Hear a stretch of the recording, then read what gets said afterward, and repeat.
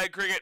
We've got 3 games coming up in this T20 World Cup, and we are good to go. Hey guys, how you going? So BKRsport, we are live as the Scottish. They will be taking on the Italians in a game that, look, it's not the most exciting and enthralling in regards to the big dogs of this tournament. We won't see a big dog play until much later on today, where South Africa take on Canada. In between, we will have Oman versus Zimbabwe. But these games are exciting. You know, they're two teams that obviously are minnow nations that are just fighting for a bit of respect and a bit of the reputation to rise and to improve their country's cricketing association and to improve themselves and put them onto a better stage. You know, it's the same thing that we saw with the Irish, same thing that we saw with teams like Nepal, who were fantastic yesterday against England. It was so damn well close, and oh my goodness me, it was just such a rocketing game, man. This World Cup has been really exciting so far.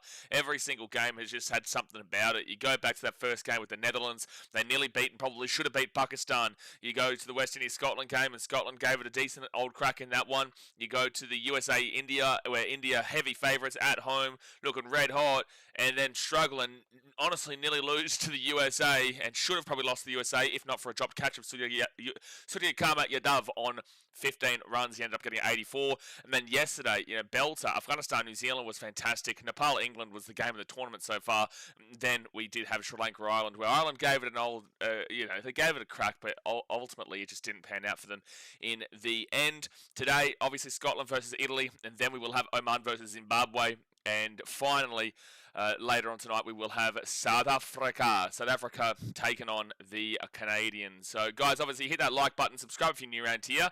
Scotland, they did lose the toss. Italy won the toss and elected to bowl. So they'll be getting it going here first. This is at Eden Gardens in Kolkata. The team for the Scottish, George Munsey, Michael Jones, Brandon McMullen, Richie Berrington, who was the captain, Matthew Cross, the wicketkeeper, Michael Leask, Tom Bruce, Mark Watt, Ollie Davidson, Brad Wheel, and Brad Curry. Whilst the Italians, they've got Ali Hassan, Tom Draka, Christian Fernando, Wayne Madsen, who is the captain, Harry Menenti, Ben Menenti, Grant Stewart, Anthony Mosca, Justin Mosca, JJ Smuts, and JP Mead, who is the wicketkeeper. You're only really going to know, guys, if you watch the BBL through the Ben Menenti and whatnot.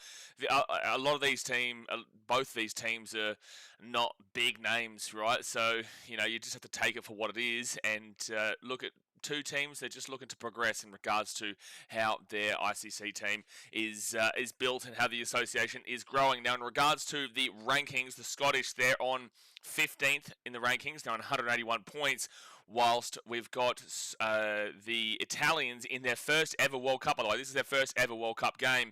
They're in 27th on 119. So that's why you will predict Scotland to win this game. You will say that they probably should. But with that being said, there's a couple of BBL players here that could get it going for the old Italians, man, and hopefully it is exciting. Hopefully they get something rolling.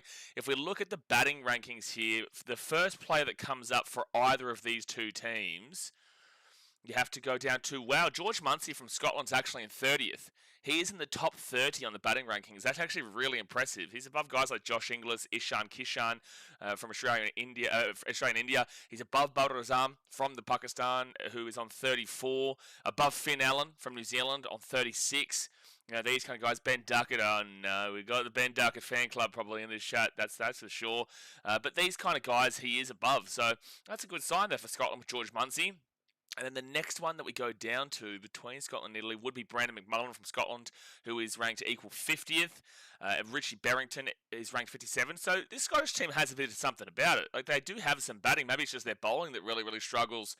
I want to find anyone from Italy, though, on the batting, because right now there has not been a single player. In the top 100, there is not an Italian batter. That is a bit of a worry. Let's have a look at the bowling ranking then. For both these two teams. So it looks like Italy must be a bowling team rather than a batting team, and I feel like Scotland is a batting team rather than a bowling team.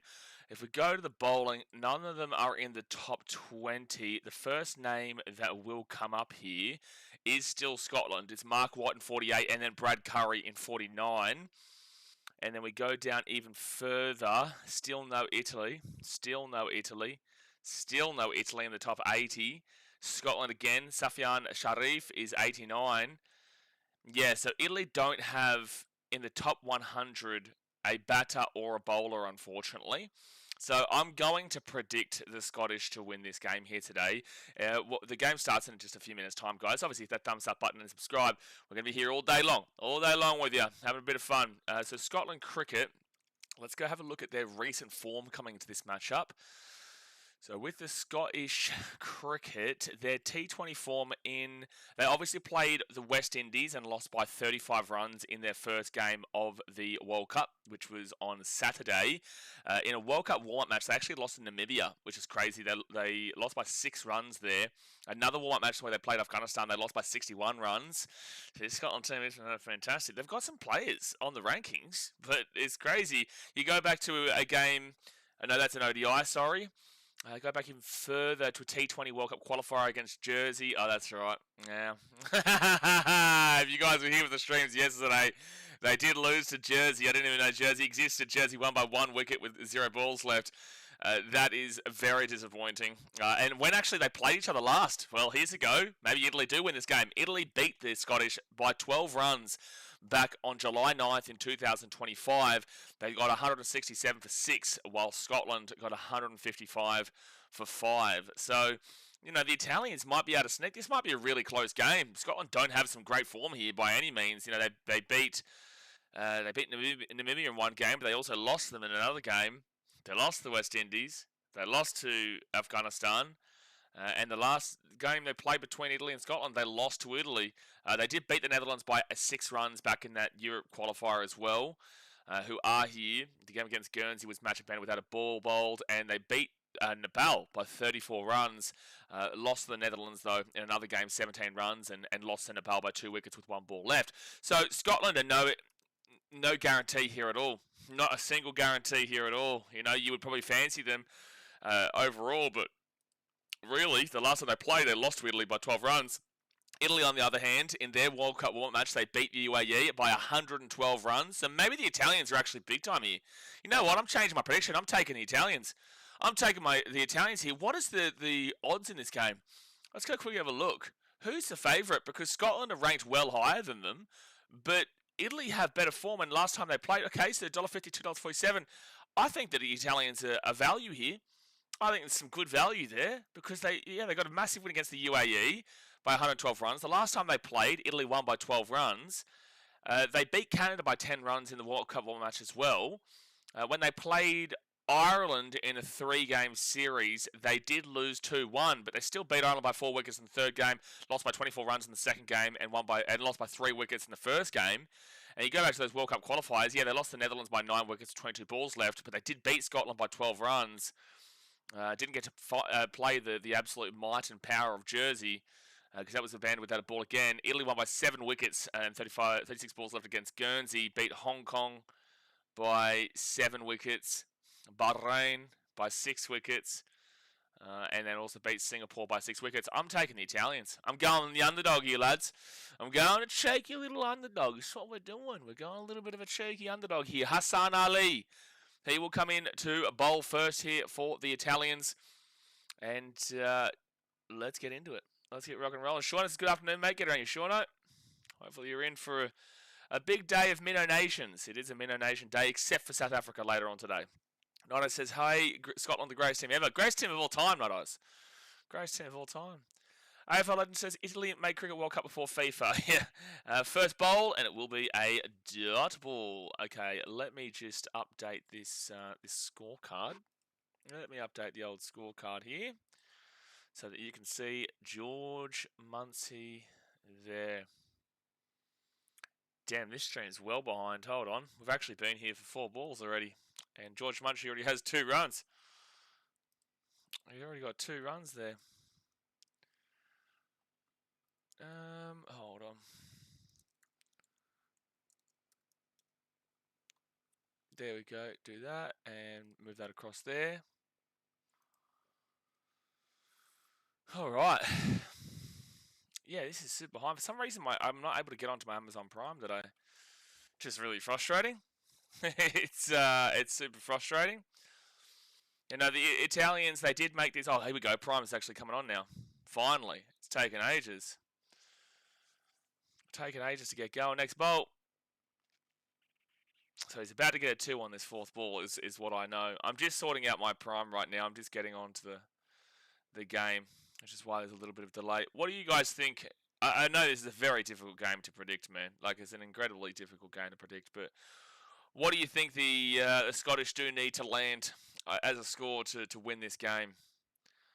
What do you think they need? Let's go sports. I don't know why Prime has been struggling today so far. Next bolt, and yes, that will be the 2 runs that we were waiting for. 15. You reckon they need 15 runs, Night Eyes? You reckon for Scotland to win they need 15 runs, do ya? 150 to be safe. I'm going to say that Scotland do have 4 batters in the top 100, whilst Italy don't have any batters in the top 100, and Scotland have, I think, 4 bowlers in the top 100, whilst Italy don't have a single bowler in the top 100. So realistically, if you're Scotland, you'd be fancying yourself for 180 plus. You would. You'd be fancying yourselves big time. But I really do. Oh, that's up in the air. No, that's going to go for a 4. It's going to go for a 4. No, I think Italy win, Chitij. The last time they played each other, Italy won by 12 runs. The last time they played, Italy won by 12 runs, and they've got better form. They killed the UAE in the World Cup warm-up matches. You know, they haven't played a game yet. We've already seen Scotland lose to the West Indies. So, you know, there is a bit of form there in comparison. But the thing is that we didn't get to see the Italians take on the might and power that is Jersey, whilst we did see Scotland get done over by them. Just an absolute powerful team there in Jersey. So that was... Oh, that's up in the air again. But it's going to go for another 4. That is going to go for another 4. Okay, so now I've got my prime working. Beautiful. Okay, this is live now. It's live now. 355 is decent bet for Italy then. Well, 250 is what I looked at when it came to the odds. Yes, I think that the Italians are the right to go. Yeah, so 10 runs a Muncie. He is the 30th. He's ranked number 30 for batting in the world. He is above guys like Babar Azam, Ishan Kishan for India, and also guys like Josh Inglis for Australia. He is actually quite well ranked here, George Muncie. And he's 11 runs from the first 7 balls, and Jones is on 1 from 2. So 12 runs after the first 1.3. Slubbers is anything over 100. Yeah, but again, like, this Italian team has actually got a bit of decent form. And this is their first game ever in a World Cup. So maybe they turn up for their first game ever. Obviously, neither of these 2 teams are progressing through the group stages, but you just want to see a bit of an effort put in here, make it a bit exciting. So 12 runs for the first 1.3, and that will be a dot ball. I'm looking forward to seeing what Ben Menenti can do. Obviously, Sydney Sixers. Menenti will be playing for the Italians here. Jones on 1 from 3. Not many people in the crowd today. You wouldn't expect a great deal. It's funny though, there's so many seats available in the shade, and yet you're seeing people that are covering themselves from the heat in the sun. But you can sit anywhere. There's so many seats available here at the stadium. There's dead set probably less than 1,000 people here. There might be at maximum like 1,500 people in attendance right now. And yet they're still just choosing to sit in the sun, because you could literally just go underneath some shade. So George Muncie needs 5 runs for the 500 in ICC MT20 World. What's MT20? Oh, Men's T20 World Cup. Oh, come on. Richie Barrington needs 2 sixes for 100 in T20s. So that's today's milestones for the Scottish. For Scotland. Next ball from Stewart. Up in the air. And over the top of the fielder, and that will go for the 4. Muncie has been threading a really thin line here from getting out, but he has gotten 3 fours off the back of just getting over the top of the fielder. Ahmed says Italy's favourites. No, they weren't. I believe they should have been, but no, they weren't. I looked and saw the odds. The favourites were the Scottish. They are in, the 15th ranking compared to Italy in the 27th ranking, and Scotland, have already played a game. But yeah, no, that's not true. X Factor says Lions 2026 Super Bowl champions. Yeah, fire up. Exactly right. I got my Lions hat on right now. Actually, does it say that? Oh, yeah, you can see it's an NFL hat, and it's that blue colour, so I guess you could have assumed. They might win everything. They might win literally everything. They may never lose a game again. They probably won't lose a game again, the Detroit Lions. Maybe never, ever again. So 17 runs here. So Scotland had been come in replacement of Bangladesh. Correct, but Italy were not the favourites. Scotland were the favourites for this game. And that will be a single. So it'll be 18 runs, 2.1. Maybe in your thought process, you think that Scotland weren't the favourites, and I agree. I did say that Italy. I tipped the underdog because the last time these two teams played, Italy won by 12 runs. Was that a chase though? Hold on one second here. I want to look and see who bat first and who bowled first, because that is important. Today will be an interesting match for sure. And Scotland have 4 players in the top 100 batting and top 100 bowling, whilst Italy have none in either. But this is their first ever game in a World Cup match. Viva! Viva l'Italy! Vamos!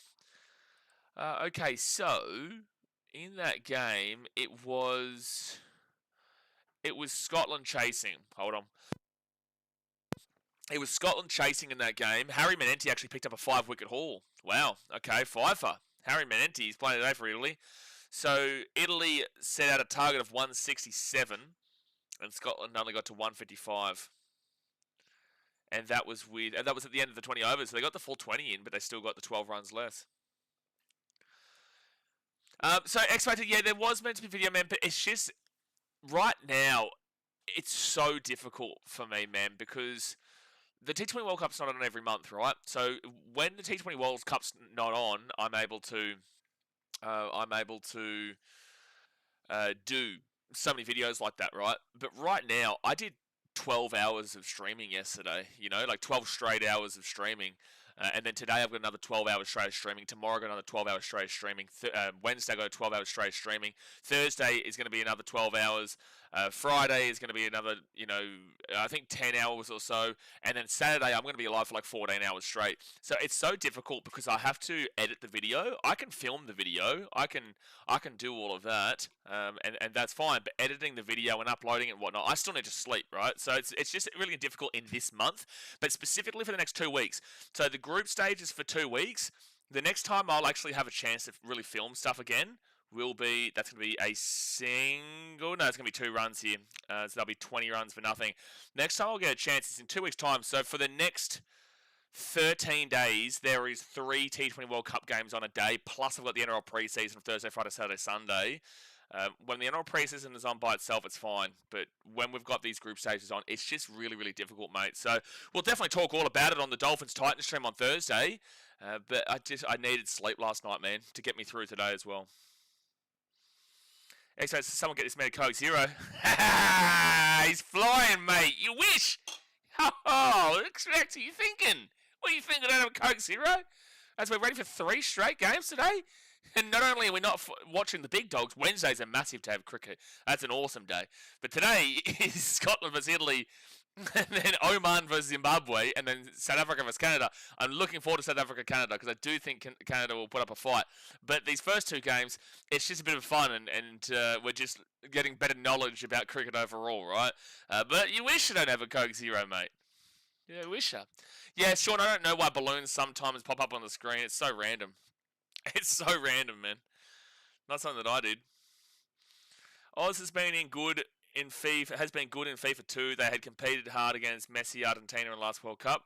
What are we talking about Australia and soccer right now? Football is what I call it, but I know a lot of you cats call it soccer.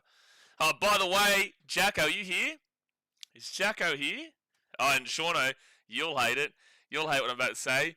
Oh, Man City. The greatest football team come from Manchester. Manchester. What a game last night. What a game. That was incredible. Next ball from Draka. And it will be a dot ball. Next ball. Arsenal was 6 minutes away from winning the league yesterday, Sean. Arsenal was 6 minutes away from winning the league. And Manchester City said, shut your mouth. They said, get back in your corner. It's not over yet, baby. It's not over yet. It says Aussie's tradition is very different altogether. Like drinking wine from shoe, it feels. Drinking wine from a shoe. Hold on a second. It feels weird though for us. Okay, so Amit, you're close, but it's not necessarily right. 3.1 overs in. So a shoey is what you're referring to here. Sure, you can do wine in it, but ultimately a shoey really is beer. So you pour beer into the shoe and you get it down. I understand how this is weird for the rest of the world. I get it. We don't care. We find it funny, and I know you guys do find it funny but weird. But no, it's not really wine, mate. Wine would be weird. Ooh. Imagine doing wine out of a shoey, lads. That's a 4 for Muncie. Muncie with a 4. That's huge. Shauna, can you imagine doing a shoey with wine? That would be gross. Like, beer is a lot more... I don't know. A shoey wine is just gross. Oh, there is an injury here, though. God bless him. I hope he's okay. Chachishas, with such a high voltage game of Zimbabwe versus Oman today, you couldn't have slept with all the excitement there. Mate, I was so excited, mate. I was pumping. All night. Should have seen me. You'd be wrong. I'm sure people have done it before, but that would just be really, really weird. Yeah, no, he looks in a lot of pain here. He's already got a bandage around his arm. He's going to have to come off here for Italy. Who is this?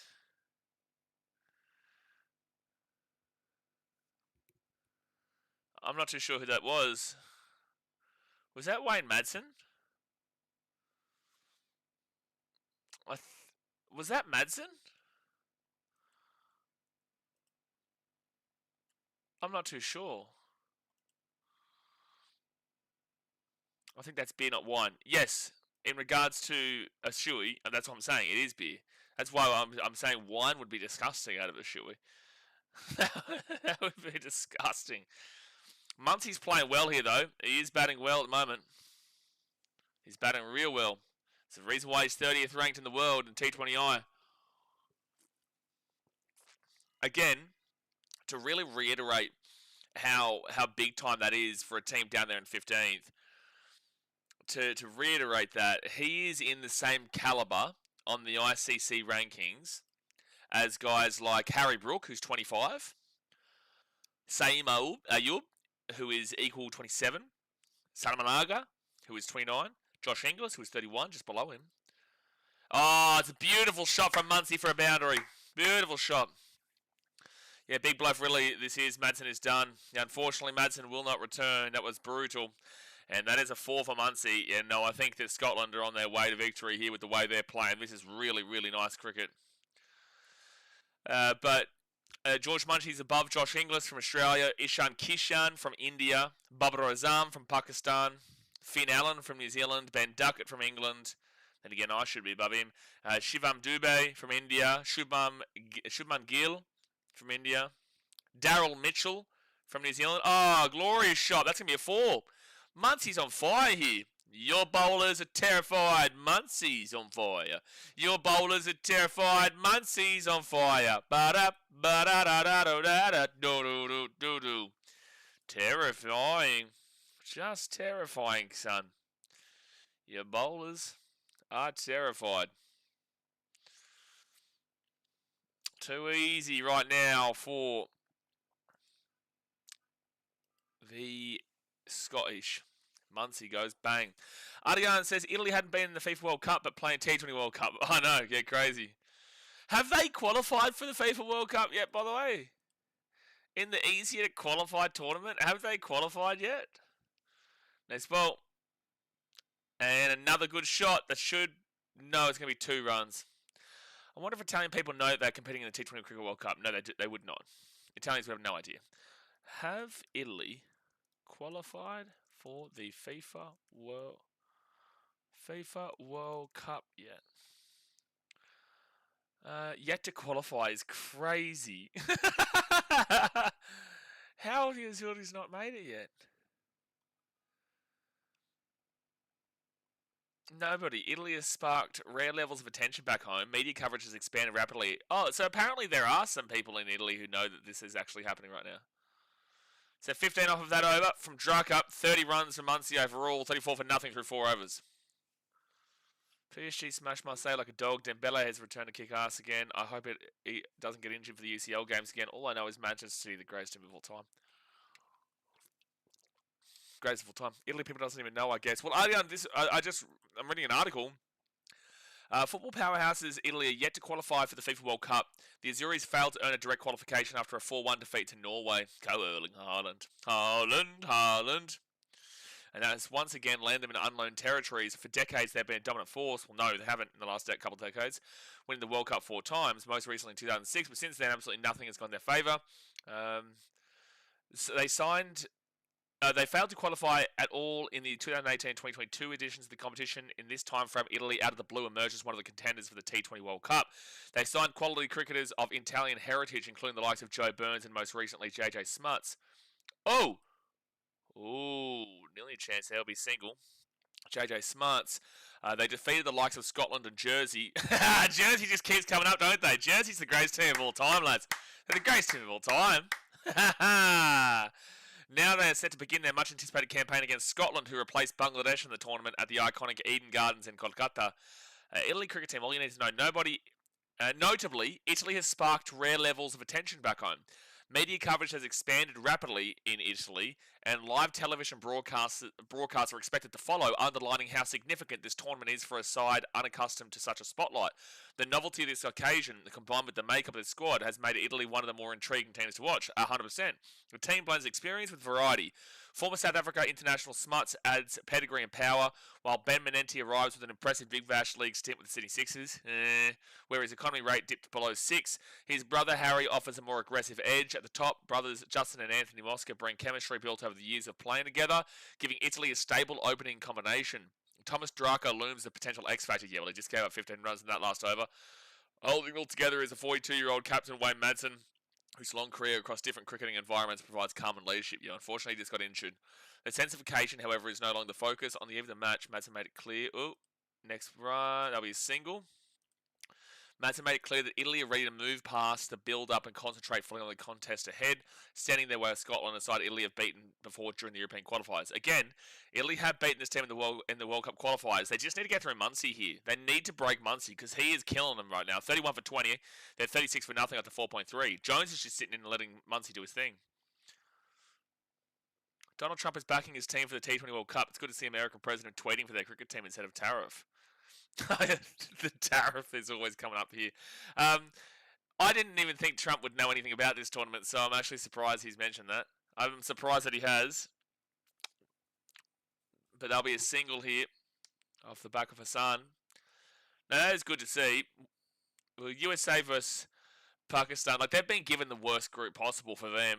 You know, this is in context the group of death for teams like USA and the Netherlands.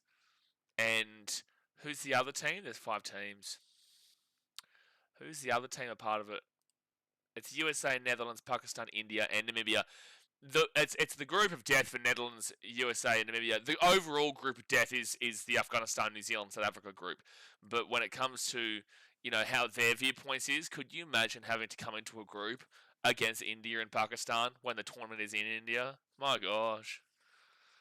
My gosh, and yet India nearly got their pants pulled down. Well, they arguably did still get their pants pulled down. Abhishek Sharma, his pants are still off. He's not wearing any pants. There's no way. I refuse to believe he's got pants on. He got absolutely pants in that game. 1,000,000,000%. 1,000,000,000%. He needs to put some pants on, that's for sure. USA is beast in basketball. USA is the best sporting nation overall. Disagree. How is the USA the best sporting nation overall? Tell me, I would love for you to explain to me how USA is the best sporting nation overall. That's a single there. So this is going to be a really interesting answer because I can name you. Oh,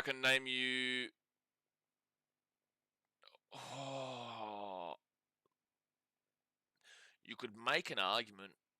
You can make an argument for 2 teams, but I've definitely got one above them. But it's going to be 6-4s for Muncie. Potato Dragon says, I strongly disagree with USA being the best sporting nation overall. No, it's 100% Potato Dragon. USA does well in the Olympics. Ardian, come on, man. Let's be serious here. USA has a $360 million population with a far superior financial support of their sport, and they don't win anywhere near as much as they probably should. When it comes to per capita, Australia kills them in the Olympics per capita. We've only got 26 million people in our population, and we kill them in per capita. When it comes to football, it's not that far of a difference at all as in soccer. When it comes to cricket, we slap them. When it comes to rugby, league or union, we slap them. When it comes to baseball, okay, they slap us, but baseball's not a big worldwide sport. That's a very individual sport to say countries like Japan and America and maybe Canada, and maybe the Bahamas and that kind of Caribbean area, right? They love their baseball. And then when it comes to like if you're talking basketball, we punch above our weight for a 26 million population country, mind you. I think we got bronze in the last Olympics, if I'm not mistaken. But like that's their biggest claim to fame. Basketball would be America's biggest claim to fame. That's a swing and a miss. Because basketball is probably their most globally recognized played sport. If you're talking about ice hockey is only played in Eastern Europe, really? Eastern Europe? Not all of Europe. Eastern Europe and North America, being Canada and America. So, yeah, I don't see how you could have America as the best sporting nation overall, over Australia. I think Jay has got some stuff going on today, so I don't know if he's going to be here for the streams. That's going to be a 4 for Muncie. He'll be on 36. If you're talking athletics at the Olympics, America are very good. Much better than Australia, but if you're talking about swimming, per capita, Australia did beat them out. And per capita does matter before anyone goes, oh, per capita doesn't matter, what if they don't play it? Not the point of per capita. USA has the most Olympics participants. Yeah, correct. No, this argument's very, very... I was actually thinking that you could make a genuine argument for a team like New Zealand with their population too. That will be a 4 for Muncie. He'll get to 40. Would I still be backing Italy after Madsen being injured? No, I think Scotland win this game because Muncie is crushing them and Italy have no answer for him. Right now, 5.4 overs in, 48 runs for nothing with 8.47 on the run rate. You know, they're aiming up towards that 200 range. I don't know if Italy are going to have the batting in them to get to 200, if that's the case. Don't think so. Don't think so. If they did, that'd be impressive. 8.47 on the run rate. Swing. Dot ball. They need a wicket, man. 48 runs for nothing through 5.5. They desperately need a wicket. Because if we go back and have a look at Italy cricket form, let's go have a look at what kind of scores they're getting to in regards to the bat. I know context is a little bit different, but when they played the UAE, they set a target of 193. That's good. When they played Canada, they set a target of 156. When they played Ireland, they chased 154 with 3 balls left. That's going to go up in the air. Should be caught. Oh, you are kidding. Oh, no. They've dropped Muncie on 40. Oh, you are kidding. Muncie, 41. You are kidding. They've just dropped Muncie. You can't drop Muncie, bro. You can't drop him. On the edge of the power play, you drop Muncie. Oh, that's brutal. That's going to be the end of the power play. It's going to be a drinks break. Guys, hit that like button and subscribe. Oh, my goodness me. That is absolutely brutal. Anyway, let's go back to this. That is shocking. Shocking to drop that. But Italy set out a 156 total. Against Ireland, they chased 154. Against Ireland, they chased 190 and got 166. Against Ireland in the first game, they set out a target of 118, so not good there. When they played the Netherlands, they set a target of 134. Lost. When they played Scotland, they set a target of 167. and Scotland chased to 155. They're well and truly on target for 155 here. I'm Italian, bro, and all these guys are Aussie also. Yeah, but sure, but like, what do you expect, man? Look, what do you expect? Italy is an associate nation. This is their first ever time at a World Cup in cricket. You know, you're not going to get the Italians that you're claiming as Italians, right? Because like these guys are still culturally Italian. You can't tell them that they're not.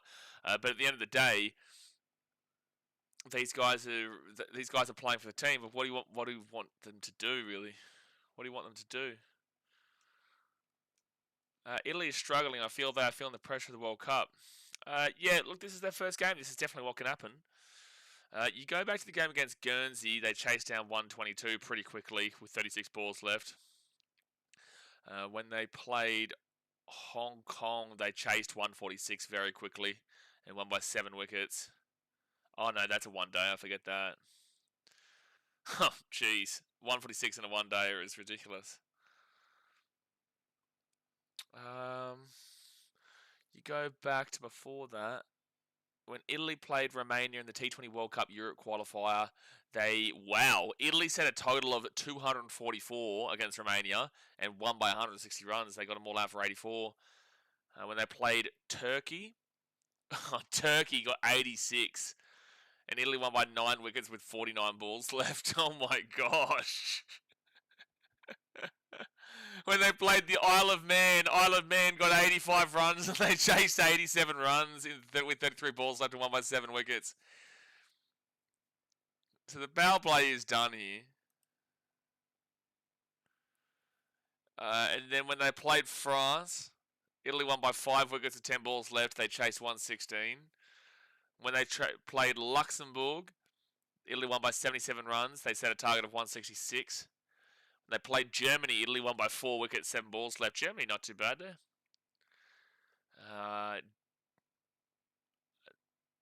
Well, to be fair, back in July 24, 2023, in a World Cup qualifier, Scotland set a target of 245 for Italy to chase, and Italy got all out for 90. So in their most recent matchup, Italy beat Scotland. But in that matchup, is it really an Italian team? But what's the point that you're trying to make here, Dave? I'm a little embarrassed. But why? What's the point? What's the point you're trying to make here? I wonder if there's any Italians in this Italy team, of Italian descent. Well, they're all of Italian descent, but what you guys are trying to say, like a stereotypical Italian, is what you guys are trying to put out there. That's going to be a boundary there, which is a debatable notion to go down. It is, but I will, for the sake of the discussion, I will go down it. But just remember, this is a debatable path to go down in regards to questioning the legitimacy of these players. So Justin Mosca, Justin Mosca. Where was he born?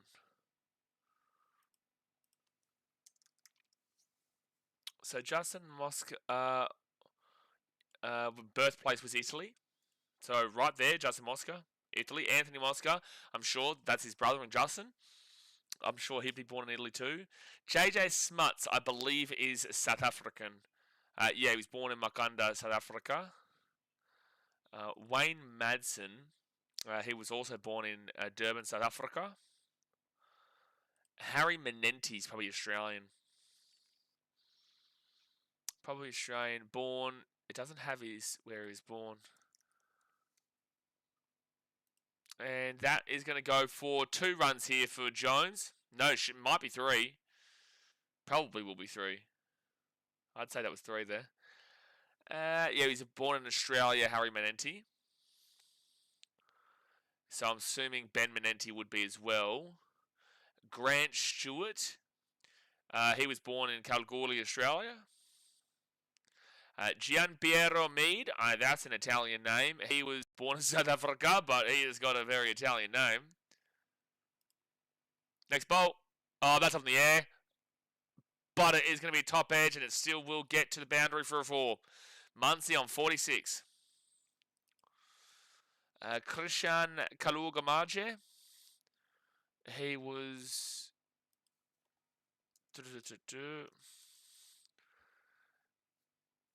He was born in Colombo, Sri Lanka. In Sri Lanka. Ali Hassan.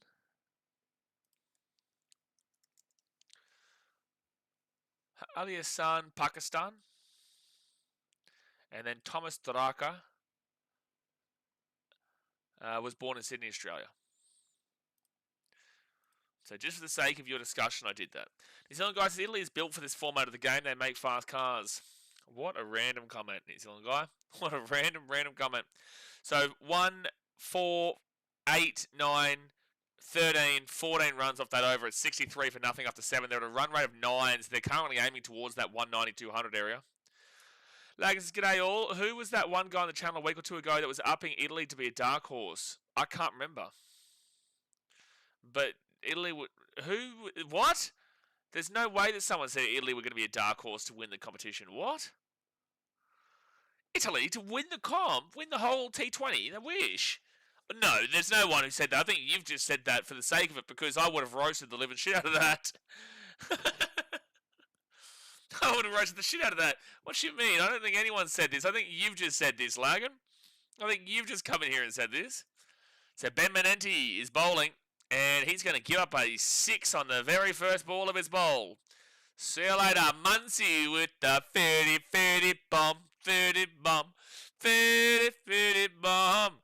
Ba-da-ba-da-ba-da-ba-da-ba-ba. 30-30 bomb, 30 bomb, 30-30 bomb. Ba-da-ba-da-ba-da-ba-da-ba-ba. 50 bomb for Muncie. He's slapping it down. Before Muncie gets to 50, I'm calling him in for 100. Well, maybe. Ardian says Muncie's very experienced batsman in Scotland. Like I said before, Ardian, he's in the top 30. That's another 4 there for Muncie. He's on 57. Muncie is in the top 30. He's literally 30th. He is above Babar Azam on the rankings. He is above Josh Inglis on the rankings. He is above Ishan Kishan on the rankings. Above guys like Ben Duckett on the rankings. He's above guys that a lot of people do know. He's a good batter. And with this kind of performance, he'll push himself even higher. Even though it's just against Italy, they'll be a dot ball. You know, like... George Muncie here is currently in 30th on 588. He'll go above Salman Aga on 589 from Pakistan. He may go above Saeem Ayub on 591. And also Kamil Mashara from Sri Lanka on 591. Reza Hendricks from South Africa at 593, probably not. Harry Brook at 595. George Muncie is only 7 points away from Harry Brook on 25. He's a good batter. Double. Like, just remember someone upping Italy like 2 weeks ago. I think the dark horse part was wrong, but someone was praising Italy. Maybe they were saying, like, good to see them get their first ever World Cup. This is their first ever World Cup. I don't think I ever saw someone saying they were going to win it. Oh, good fielding there from Menenti. 6-4, dot ball, wide dot ball. If you were dancing like this for every 6, I'm up for the whole stream today. Mate, I dance for every Fetty bomb.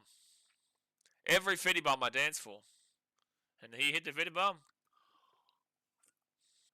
Another dot ball. Maybe you saw that Italian thing in a poll. Yeah, maybe you seen a poll. I don't know. Spencer says, if you've got at least one grandparent that's Italian, that's 25% DNA, which is enough for me. Alternatively, if you've lived there at least 5 years, it's enough too. I always say, this is a lot more of a question in regards to these tournaments, but like this conversation always happens with rugby league and Samoa and Tonga and all this type of shit. But I am always of the belief that who am I to judge where you claim to be from? You know, like if you... And this is, like, I have a problem when people complain about Tino. He was born in Australia and he's lived his whole life in Australia, but he's called a traitor for not representing Samoa.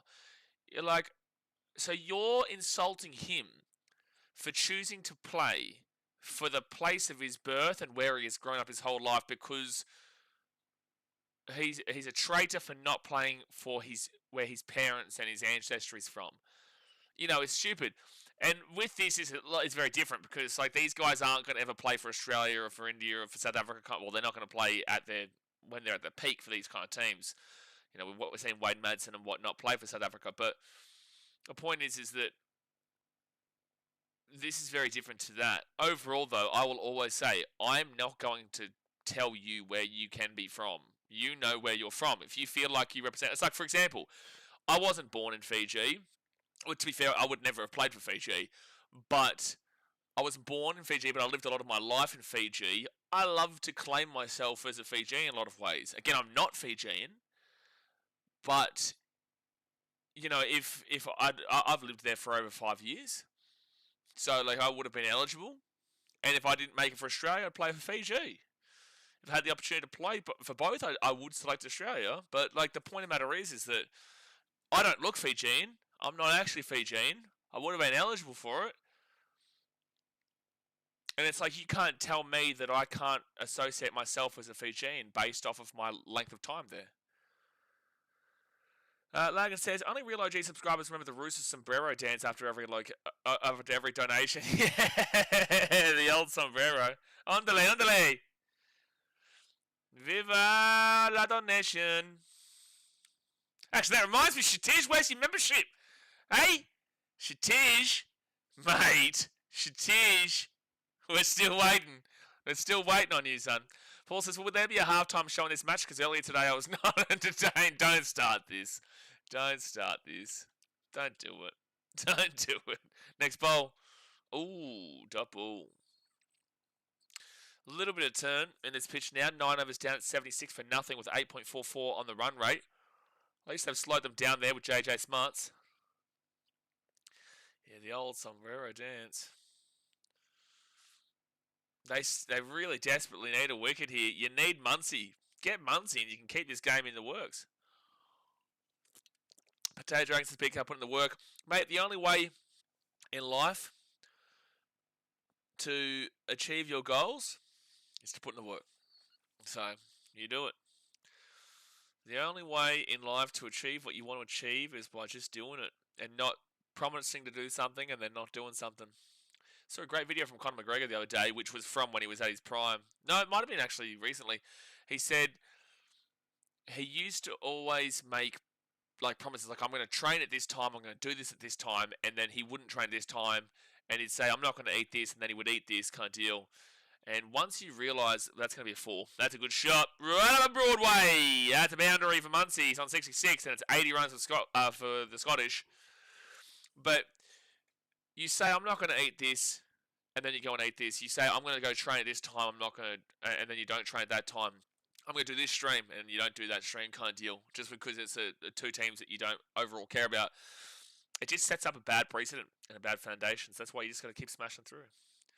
Shatiz's finance situation is wild. Puts 10k on bets, but can't pay $5 a month, all while saving up for an elevator. Exactly. Exactly right. Exactly right. That's a wide. That's a wide. All while saving up for an elevator. The day Shatij gets an elevator will be the greatest day on BKRsport history. That will be the greatest day that BKRsport has ever seen. Next bowl from Menenti, Harry Menenti that is, will be a single. He'll be on 63. They need Muncie. Need Muncie. 9.2 overs down. I think anything above 170, I don't think Italy win. Anything below 170 and they can still win this game. They still need to keep him under the old 170. And that's going to be 2 runs. 2 runs. Oh, I don't look good with the running yesterday.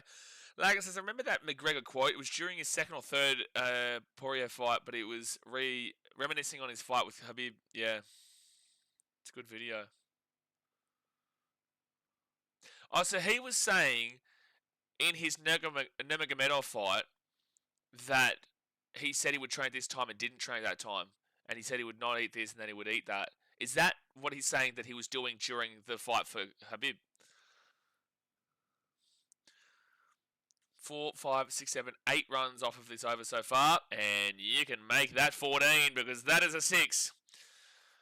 Jones has helped that one over the boundary. And they have slapped that one away. 90 runs after 9.4. Run rate currently at about that About 9.2 or so. Says, we're tuning in proper from the next game. Just dropped in to say hi, and Scotland looking to an easy win. Yeah, Wayne Madsen got injured as well. Scotland looking pretty good here. The Italians definitely need a wicket very, very soon. Very, very damn well soon. Not looking pretty. Score predictor currently has them at 197. The run rate is 9.31.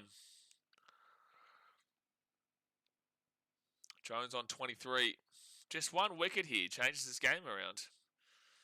That's a single for Jones. 9.5 overs down. Single, single, single. Single, single, single. But Station, did you know us, mate? We're dancing. We're partying. That's what we do here, mate. What are you thinking? Of course we're going to be dancing all day long. Oman, Zimbabwe, if you're not dancing during that, what's wrong with you? What's wrong with you? Does that not get your blood pumping? Does that not get you excited? Does that not make you feel the thrill of the world of life? You must feel amazed at life when you're watching Oman versus Zimbabwe. Oh my gosh. Zimbabwe. Oh, oh, oh, oh, oh, oh. Zimbabwe. Oh, oh, oh, oh, oh, oh. We're going to be singing that the whole time. Come on. Yes, that was with Khabib. You could tell he was out of his mind when he was drinking his vodka at his press conference. When Conor is sober, he is one of the greatest athletes of all time. When Conor McGregor is sober, one of the best athletes I've ever seen in history. And I watch a lot of sport. When Conor is not sober, he's one of the biggest tools on the planet. And I'm sure that he is a fun guy. I'm sure he has a ball. I'm sure that if I went out with him, we all went out with him, he would be an electric character on the piss. But I'm talking sporting relevance. When he is not sober, I don't want to hear anything from him. It's a piss take. But when he's sober, I would listen to that man for hours. Very intelligent, very savvy, very smart, very focused and very driven when he's sober. That's why I will always, as a single there for Jones. And we get past the 10 over mark, hit that thumbs up button and subscribe. If you have any cricket friends, let them know to come to these streams. But I would listen to a sober McGregor for hours because I think he is actually one of the savviest and most intelligent sporting stars to have ever come through the game at that elite caliber level. Because he is, when you're talking elite caliber level, he puts himself not on the same quality as guys like your best of all times in Muhammad Ali and all that type of stuff, but he puts himself onto the echelon of, he brought the UFC, he made the UFC into what it is. If without Conor McGregor, the UFC would never have become the dominant force that it is today, because he brought it to the casuals with his shit talk. He was so funny. And he knew what he was doing. As he said, so 93 for nothing through 10.2, he said to Habib in that fight when he was getting his ass whooped, he said, it's just business. Now, people think that that's just him being scared. No. I think he's genuinely just saying that in his perspective, in his mind, the way that he was talking to Nurmagomedov, which was horrifically disgraceful. It was disgraceful, but that was what Conor does. In his mind, he genuinely thinks that is just business and that is just trolling and just banter in that. It's like when I say a player, when we criticise them, we're not criticising their character, we're criticising the player in regards to how they're performing, and that is fine. We're not actually criticising the character. But Conor had that mindset that what he was saying wasn't wrong because it was all an act and it was all the show, but he didn't realise that the act and the show was too far in regards to that certain circumstance and individual circumstance. So I think he acknowledged that and understood that, and I actually got a better read of who he was as a person when he said it's just business as he was getting his face caved in. I watch McGregor videos of him talking every day. It's great. No, he's awesome. Oh, this just died. Hold on 1 second here. Let me put this light on. 10.4. I'll always defend McGregor in that way because I do think he's largely misunderstood. But I also think I completely understand why most people see him as a dick. Because he definitely does that to himself. I'm just trying to put this on charge here. There we go. Now it's going. Oh.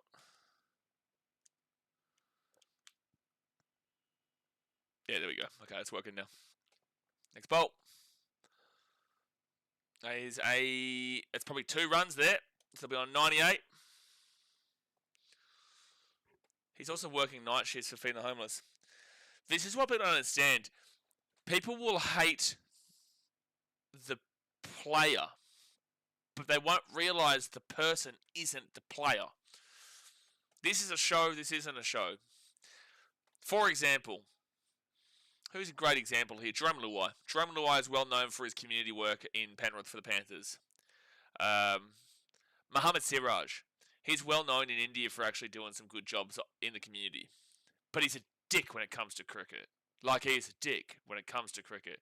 That doesn't mean I hate the guy. Because the guy is not who I dislike. It's the character on the field that I dislike. But again, I understand that it's a show, so I love it. It's all part of it. It's exciting. It's fun. I love to hate him. I do. I love to hate him. And I think you guys should love to hate him as well. Or just whoever you love to hate. Realize that you hate the player on the field. You don't actually hate the person. So 11 overs down, 98 runs scored for Scotland, and it's going to be a dead ball. Scotland might be very much getting to 200, Shauna says. Look, I think they'll probably end up at 180, 190, but 200's a shout. 60 G's, baby!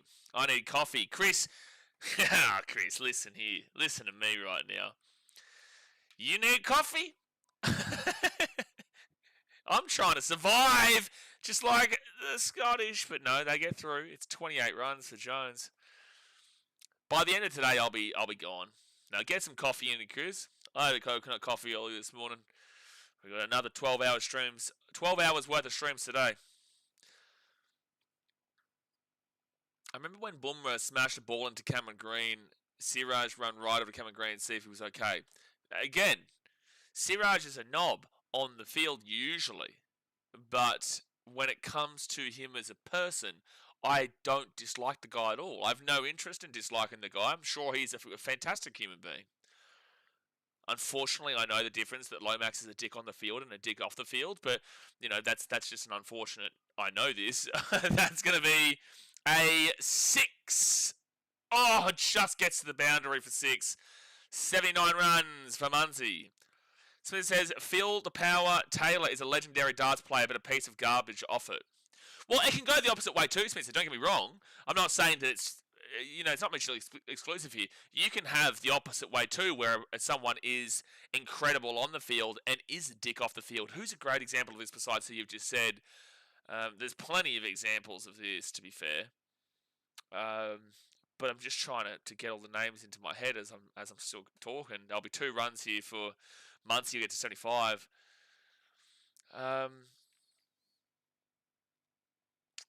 Like there are a lot of guys that are known for being wanks off of the field. I don't know. Give some in the chat because I can't think right now. Colby Covington, is he a good dude? I don't know about what he does after. I don't know, to be fair, about Colby Covington. I know he's an absolute clown when it comes to the UFC, but I don't know what his out-of-performance character is like. So 12 overs down, it's 107 for 0. They have not lost a wicket here, the Scottish. Not being spectacular. Not being spectacular. Critics never see the background of the people and what they do. Exactly right. We do hate Lomax as a person. He's just a knob. I don't hate the guy. He is a knob, though, and I'm so glad that everyone has come around to that and understood now. Italy need a wicket here, mate. New Zealand guy, they've needed a wicket for about 10 overs. So you're right, but you've also been right for about 10 overs. So 28 runs for Jones, 75 for Muncie. Not only do they need a wicket, they need a miracle. And that will be slapped for a single, I would say. Yeah, single. I'm going to ask ChatGPT. This is a good question, actually. What sports players around the world are known as the greatest in their sport, but a dickhead off the field? Oh my goodness me. Beautiful shot from Muncie for a 4. He is so well set, man. 79 runs for him. Michael Jordan was generally disliked by everyone. So, Smith, look, I will debate this. I'm a Bulls fan. I know all about what you're talking about.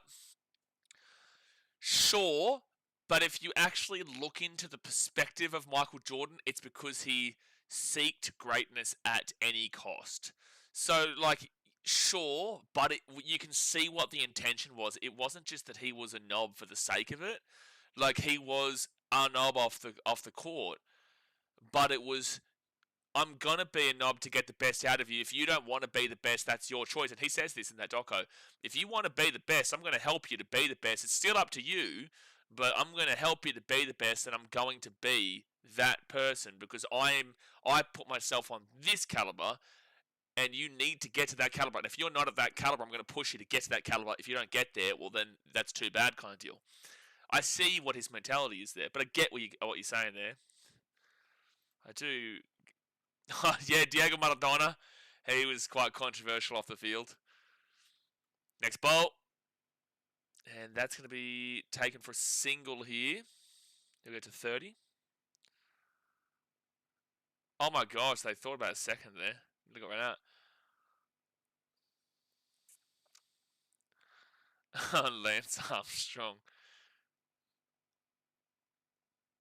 John McEnroe's funny that he's on here. Dennis, like maybe just because the older I've gotten now, I'm more on the defending route of the word perspective because I have a really great understanding and grasp of the word perspective.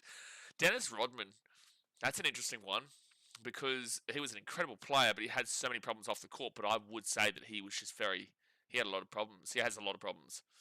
You can't be best friends with Kim Jong Un randomly and not have problems. To be fair, and that'll be a dot ball. John Jones maybe. Yeah, but John Jones is the same kind of on as he is off. But sure. But sure.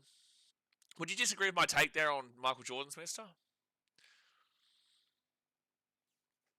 Hulk Hogan was super popular but was a major racist. Yeah. Yeah, Hulk Hogan's a good answer there. Give me 1 second here, guys. Hit that thumbs up and subscribe. Give me 1 sec.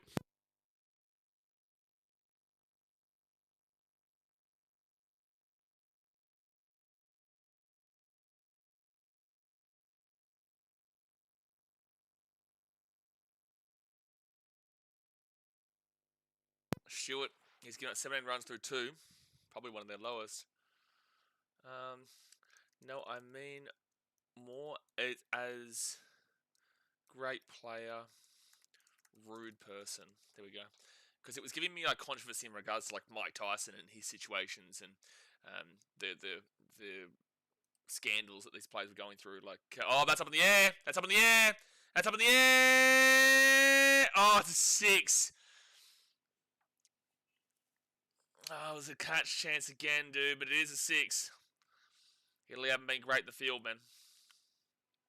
Got it. You're not asking about criminals or scandals, just all-time athletes. All-time great athletes who are well enough being rude, abrasive, arrogant. Yeah, so John McEnroe, explosive arguments with umpires, but he was the same on the court as he was off the court. Yeah, Michael Jordan comes up here. Extremely tough on teammates, trash talking constantly, publicly calling teammates out in public. Practice behaviour, some describe as bullying. I did speak about that, though. Cristiano Ronaldo, one of the greatest football ever. That'll be a single there. But on-field arrogance and showmanship, dismissive moments towards teammates. Yeah, but I want off the field. I mean rude off the field. Hulk Hogan kind of does look like your typical white supremacist. We're not going to go down that path. So Michael Jordan, Zlatan Ibrahimovic doesn't surprise me. Yeah, Tiger Woods, very cold with reporters, minimal interaction with other players, not known as approachable during peak years. Caddies and journalists have described him as curt and distant. Doesn't surprise me. I'll be a dot ball.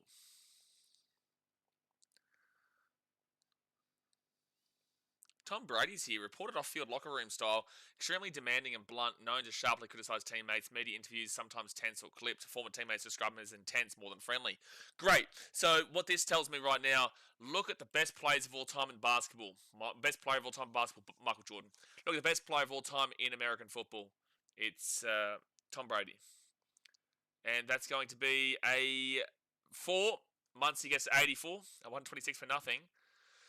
So what this is telling me is that these guys are dicks in the pursuit of greatness. So if you want greatness, there's a great Simpsons quote for you.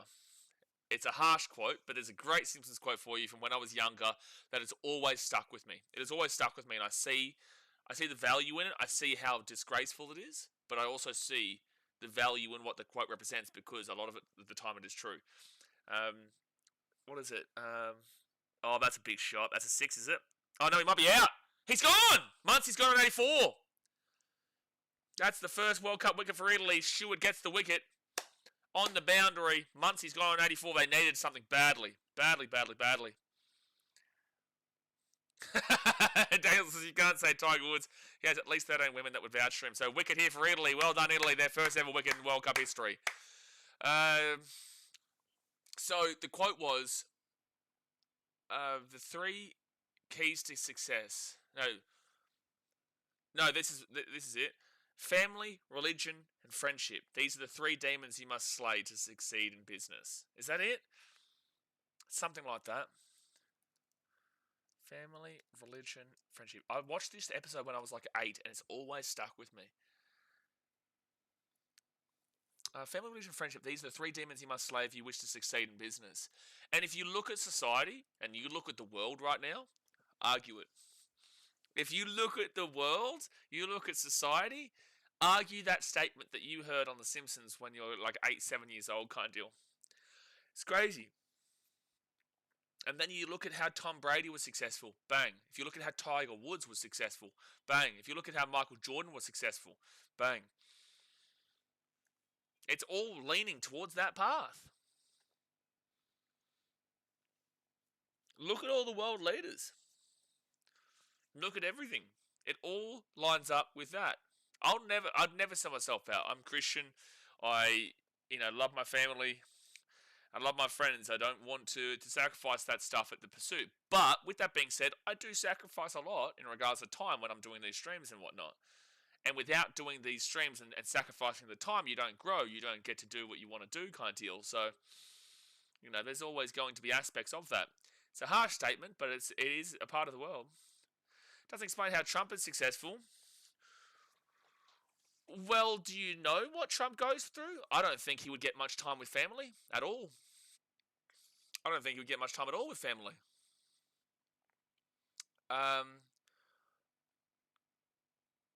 Do you know how much of how religious he actually is? Because I would doubt the heavy religion on it. Family, religion, and friendship. And friendship is just business related. And also, Paul, come on. He got a small, tiny loan of $1 million. And actually, there's reports it was like 20 plus. But $1 million loan from his father. There's levels to this. There's difference to this.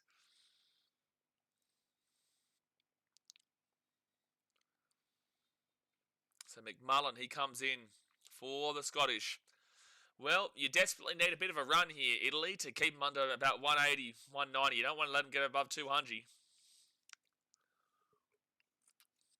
don't want to let them get over there.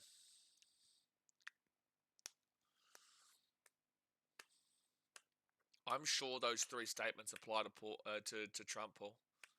I'm sure they apply to everyone who's successful.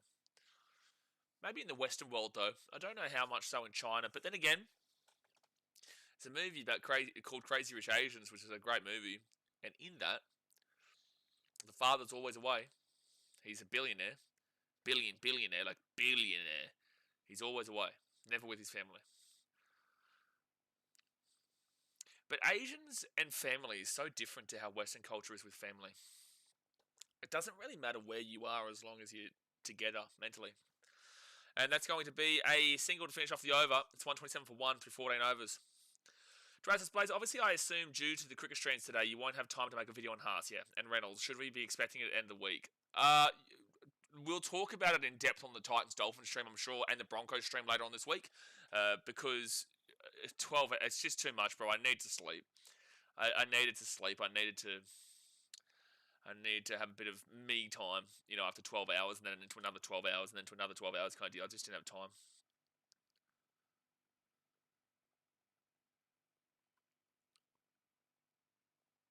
We're not going to go down that path, Paul. We're not going to go down that conversational path.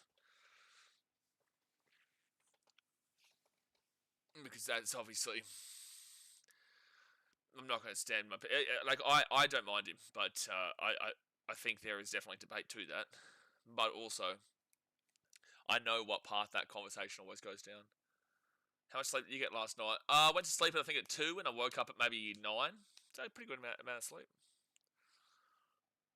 That will be a single here for McMullen. No, it's going to be 2. Who will get 2? And all day's work is tough going, isn't it, Blaze? Well, the thing is, Chris, this isn't physically demanding, but it's mentally demanding. It's mentally exhausting. It is definitely mentally, but physically, no. With that being said, you are sitting down. It's very sedentary, but it's not physically demanding like a labourer. Oh, big shot, big shot, big shot. 6-0 for McMullen. It's 135-1. That is a 6. I don't like how there's politician chats in here. Just wanted to be sport directed already. You hear it a lot in the media, especially in this T20 World Cup. Yeah, that's why I shut down that Paul comment. I replied to the first one because it was aligned with that conversation, but the second one was going down a bad path. Dasmate says wank day. No, City won this morning, Daz. So Arsenal haven't won the league yet. Great day, Daz. Fantastic day. Fire up. Fire up, you cat. Next bowl, and it will be a single for McMullen to be on 10. Feels like Italy haven't mentally prepared for this game. I don't necessarily believe so. I think that... I really hope this isn't a reference to yesterday, Paul. I'll be honest with you. I really hope it isn't. But this is Italy's first ever World Cup match. Like, it's their first ever World Cup game. They don't have a player in the top 100 batting, and they don't have a player in the top 100. Oh, it's a catch! Whoa! Jones has gone on 37. Italy, here we come. 1 wicket turns into 2, and Jones, that's a good catch. That is a good catch. Italy don't have a top 100 batter, and they don't have a top 100 bowler, while Scotland have 4 batters in the top 100 and 4 bowlers in the top 100. This is their first ever experience at the World Cup. This isn't as horrific as it could have been. Like, it's not looking the greatest, but with that being said, these 2 wickets will maybe keep them to 180. Maybe. Non-stop might be on its way from the Scottish. Well, the Italians are fighting their way back into this game. 5.1 overs to go. It's 136 for 2. How deep does Scotland bat here? It's only 2 wickets, but how is the Scottish batters in this middle order? Scotland are playing for their freedom. Daz, listen up. Detroit Lions are the greatest team that ever existed in NFL. You just jump on the Detroit wagon, mate. Even though I do like a bit of Chicago Bears. Seattle just on a different level. I said Seattle looked like they were the ones to get the job done. It's the reason why they were favourites. They were paying 27-1 to win that Super Bowl pre-season, by the way. 136 for 2, 14.5 overs down. Oh, jeez, there was nearly a wicket there. It's a dot ball. JJ Smuts, hello. Let's go Italia. Forza Italia. Forza Italia. Brendan. Wasn't great looking, but now it's looking okay. Did I find anyone in Italian? We went through every single player, Shatich, when you asked me. Did you ask a question and leave straight away? We went through every single one. Yeah, there's a couple of players here born in Italy. A lot of Southers, a lot of Australians, but there's one Pakistani. But outside of that, there is still quite a few Italians here. And also, it's a controversial statement because who are you and who am I to judge where somebody is from? We spoke about this in depth. So if you want to go back and hear about a conversation, you go back and hear it. Because we did speak about it, yeah. Forza Italia. Kulugamaji! Come on for a bowl. He's born in Colombo, Sri Lanka. There's like a notion that it's about where you're born when it comes to sport, and it's not. Like, we take the piss out of the English with, like, Bryden Cast being born in South Africa and Ben Stokes being born in New Zealand. But, like, at the end of the day, Ben Stokes is English. Like, he just is. But we'll take the piss out of you English all the time. I'm happy to do it. You just got a bunch of guys from all over the world. Like, again, I'm born in New South Wales, but I was there for 2 weeks. So I lived 21 years of my first 21 years, minus 2 weeks in Queensland. So I'm not a New South Welshman. It's not about where you're born. And also the players, nearly a catch there, but it's going to be a single. It's not about where you're born. It never has been about where you're born. Origin's never been about where you're born. Cricket's never been about where you're born. Sport isn't about where you're born. Like, what if this is the thing, right? What if you are on holiday, if your parents are, they shouldn't be on holiday at 9 months, but let's say that they're on holiday in damn well Zimbabwe, but you're Australian. Am I now meant to think that you're a Zimbabwean because you were born there, even though you lived your entire life in Australia? I am not a fuck all New South Wales fan at heart. No chance.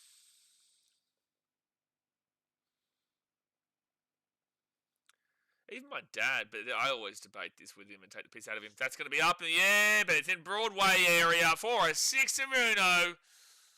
That's a sixer-uno. I always take the piss out of my dad, though, because he was in New South Wales for 35 years of his life. Then when my parents moved to Queensland when I was 2 weeks old, I think it took him about 10 years, but then he became a Queensland fan. So I always question him. What do you think a pass score at this ground is? I don't know, man. This is difficult. Oh, 1 second. That's a 6 to McMullen. He's on 25, and it's 152 for 2. Yeah, look at that 190, 200 range still. They're still going for it. 2 6s in a row off Kalugamaje. It's hard because these two teams are minnow teams, so it's very difficult. I would say it looks good for a par of 170, 180. I'd say it looks good for a good score. There's nothing here to suggest that it should be a low-scoring ground. Yeah, that's exactly what I just said, Paul. I didn't see your comment yet. Yeah, given how low the scores have been, I would say 170, 180. Yeah, that's what I was saying. 200 for Scotland, they still need to hit pretty strongly. They need 47 runs in 4 overs, so I'm going to say no. I'm probably looking towards the 190.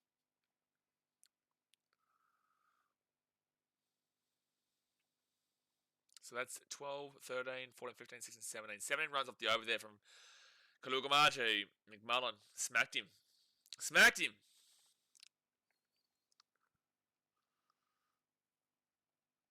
So Blaze is technically Welsh. How did I get Welsh? I've never been to Wales. How did I get Welsh? My ancestry through my mum's side is English.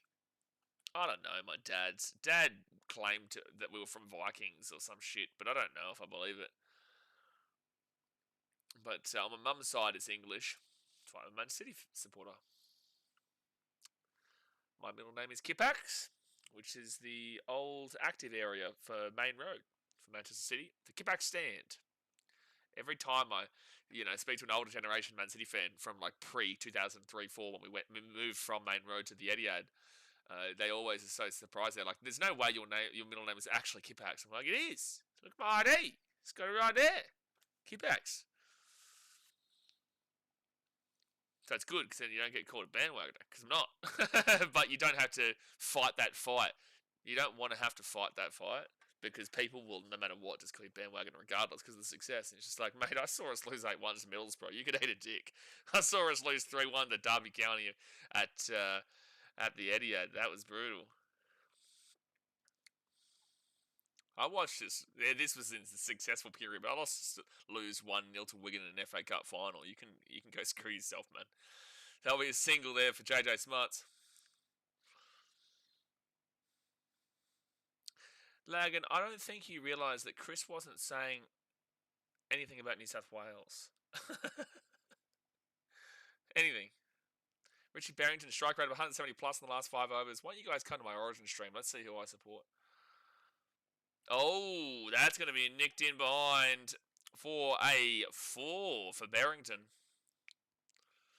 Barrington sounds like a really English name. Knowing Harrison, he tipped the Patriots. I actually think he thought Sam Darnold had the better TikTok edits. I think he actually bet on Seattle because of the TikTok edits of Sam Darnold. I think that's what he was saying yesterday. But maybe last second he probably changed to the Patriots, knowing him. Next bolt.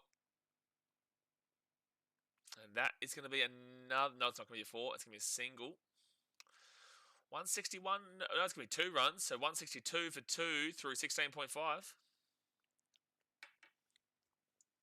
First time for everything. Harrison winning a bet. You couldn't ride it. You could not ride it. Oh, jeez. I don't know if Italy can chase a 190. That's going to be another 4 for Barrington, and he'll be on 12. I'm fairly sure he did mean New South Welshman. No lagging. He's talking about Wales. Chris is English, and he's not a rugby league fan. So how are you thinking that he was referring to New South Wales? Of course he's talking about Welshers in Wales. Dixon should have got MVP for his kick returns to the Seahawks. Dixon's the greatest player of all time. If Scotland get over 180, then it's GG for Italy. You would assume so. Well, they're definitely getting over 180. They only need 14 runs in 3 overs, and they've got 8 wickets in hand. Yeah, Harrison said Darnold had cold Reddit, so he bet on Seattle. Damn it, man. He actually won. You watched that he didn't bet. I'm sure he didn't actually have a bet on it. I'm sure he didn't. So 9.76 on the run rate. It's 166 for 2. 62% of people vote for Scotland. McMullen on 28. Barrington 12. And Stewart is 1 for 29 through 3 overs. At least he's under a 10 economy. They are going to get 2 runs here. They're going for 2. Yeah, they'll get there. 168 for 2. Oh, no, another injury for Italy. No, you're kidding me. It's Menenti. It's Ben Menenti. He's grabbing at his knee. God bless him. In the launch period, they got 49 for nothing. In the consolidate period, they had 78 for 1. In the accelerate period, they had 39 for 1. So 8.17 run rate to 9.7 run rate to 13 run rate. Up and up and up.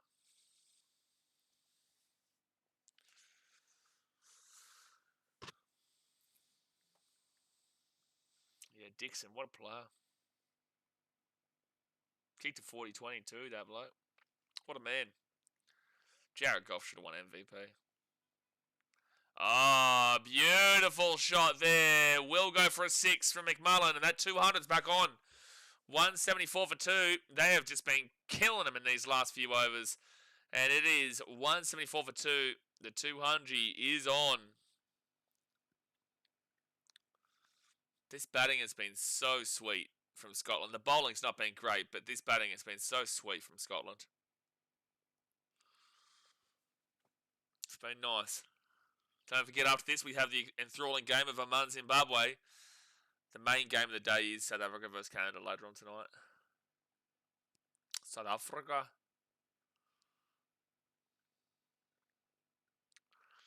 Canadians do have a lot of Indians and Pakistanis in their team.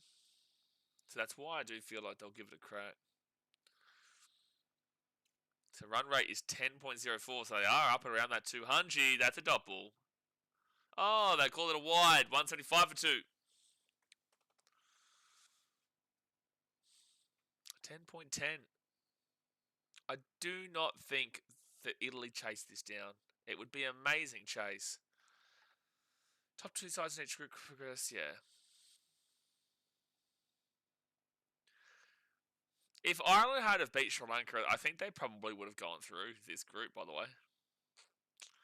But now they don't. And they had their chance. That's a dot ball. No, it's another wide. You think Scotland make it through? Scotland make it through? Do I think Scotland make it through? Brother, you wish. They're in the same group as England and the West Indies. You wish her. Scotland have got Nepal, England, West Indies, and Italy. You wish. Paul, tell this before, bro. Don't look at odds as the be all and end all of your opinion. Like, yes, $1.005 does represent that the bookies think that this is pretty much over. But I've seen $1 shots, I've seen $3 shots, I've seen all this go under in games of tennis and in games of cricket and in all these kind of things. So don't use that as a be-all and end-all base for your opinion, bro. See how the game is playing out. It doesn't look great here for Italy. But Italy, if one team can do it, the other team can do it too. At one stage yesterday, we saw England were $1 and there was a great chance for Nepal to get the job done in the end. You know, they had a run rate needed of 17 in the last 3 overs, and they got within the 6 runs. And they had a chance on the final ball, and they had a good chance in the last over, but they just had a really good over England. You know, odds are not the be all and end all, man. Odds don't tell you everything. They give you a good guide. It's a guide to go by, but odds are not what you should be basing everything about your opinion on.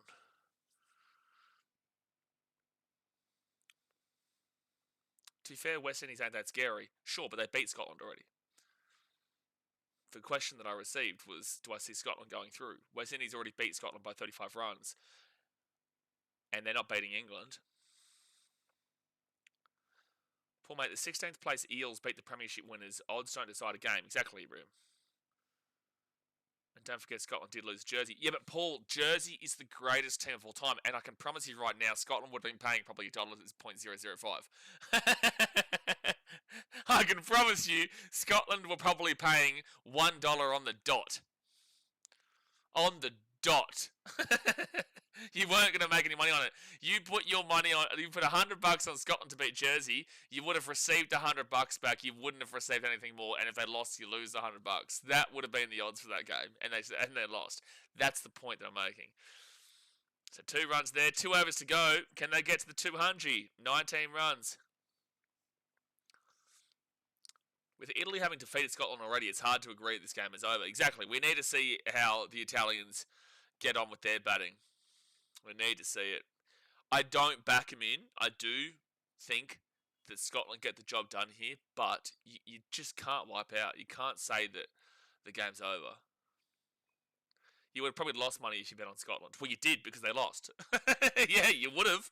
Yeah, if you put $100 on, you would have lost $100. Yeah, because they lost to Jersey. A 1 wicket on the final ball. So you're right, Room. I know what you're saying, but yeah, you're definitely right. Oh, that's South African game is in Ahmedabad tonight. By the way, Vietnam is building the biggest football stadium in the world in Hanoi. Do you know this? 135,000 seater stadium, apparently. They want to be a bigger player in the football scene. That's going to be a single here for McMullen. Maybe 2, actually. Yep, it will be 2. So 183 for 2. 183 for 2. Oh no, what's Entertainer sent me? What reel has he sent me here? Oh, some Chiefs propaganda. Some damn well Chiefs propaganda. And up in the air! Drops in before the fielder. Will be a single for McMullen. They're showing the past Rugby League World Cup champions. They've just got Australia, New Zealand, Australia. Can't believe they're adding Great Britain in back in the prehistoric times.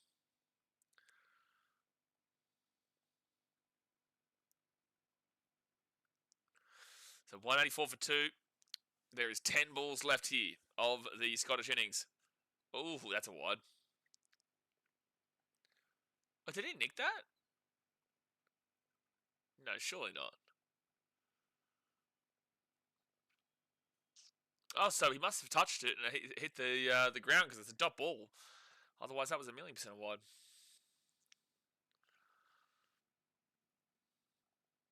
Belmore Sports Ground is the biggest stadium in the world. Let me hold your hand when I say this, and I say that place, lucky not to be torn down. That would be a dot ball. So this is actually pretty good over here from Hassan. 2-1, dot ball, dot balls. Tish is screaming right now. He wants the over 200. That's a great bowl.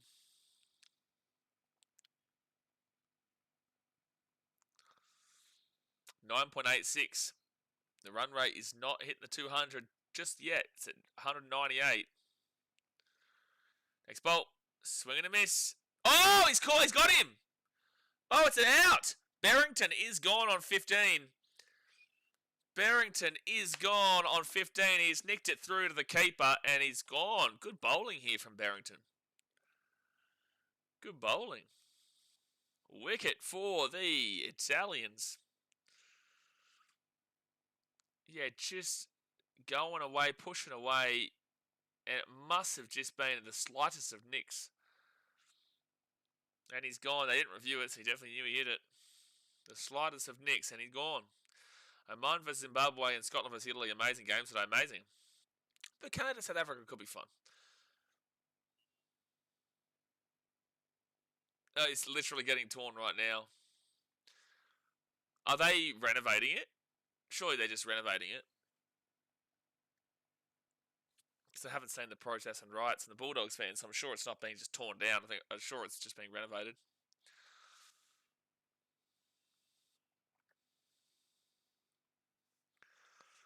.184 for 3, 9.77 the run rate, 7 balls remaining, 16 runs to get 200. It's been a good batting innings here from Muncie, and also McMullen, and also Michael Jones.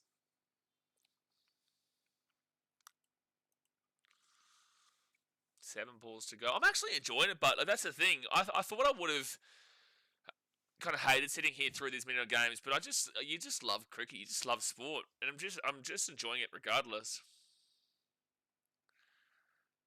Again, these next 2 weeks are going to be tiring, but it's still going to be a great deal of fun watching all these games. Next bowl. And that's going to be smashed for a single. Bruce will get 185 for 3. You know, and especially Wednesday. Wednesday is such a big day of cricket, man. That is a really fun day. So, look, if you're not watching all the minnow games, Wednesday, put that one away in the calendar. It'll be after work for you Aussies. We've got South Africa versus Afghanistan starting at 4:30 p.m. for you guys in New South Wales time. Australia versus Ireland, which will be at 8:30 p.m. your time. And then England versus West Indies, which will be at 12:30 a.m. your time. But that's a big day. That's a huge day. And even Thursday is not too bad. Sri Lanka, Oman could be right. Italy versus Nepal, that'll be interesting. India, Namibia. I'm just spewing I can't stream Australia, Zimbabwe on Friday because the NRL will be on. They're adding shit on top and behind the hill, and I believe adding in a big screen. Big screen's needed, mate. That's needed.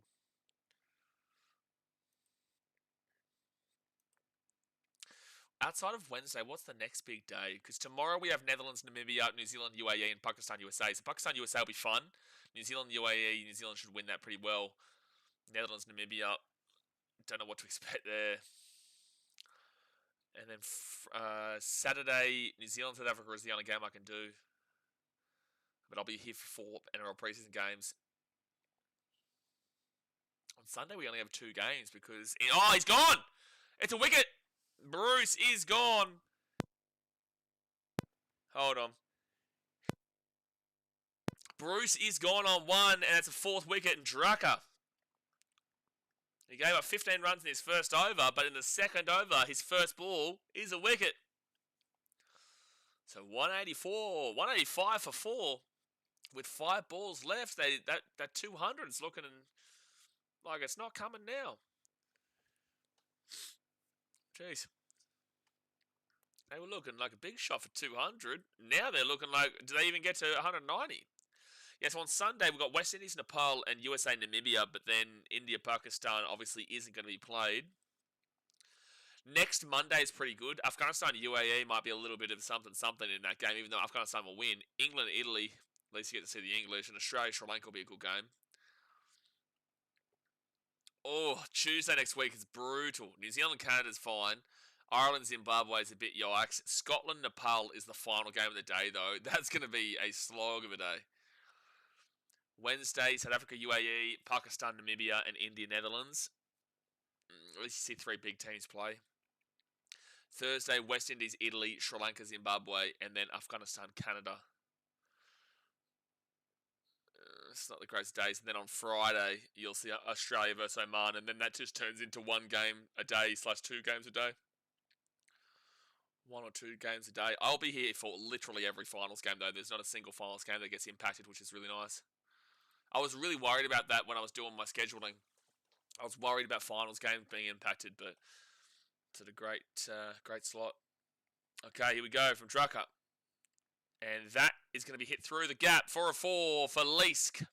It's 189 for 4. Can they get 11 more runs in 3 more balls to get to 200? Can they get 11 more runs? You know, what else would you be doing on a Monday, you know? What else would you be doing?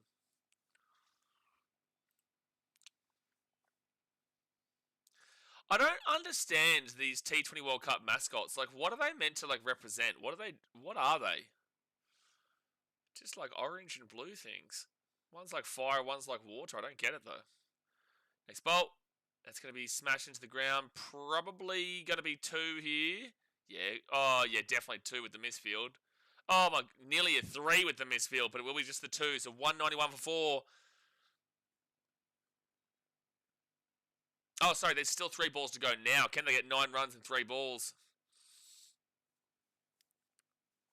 I think Italy will take some positivity out of at least getting these wickets late, but it's still, the wickets came after the game was punched out of them for Muncie.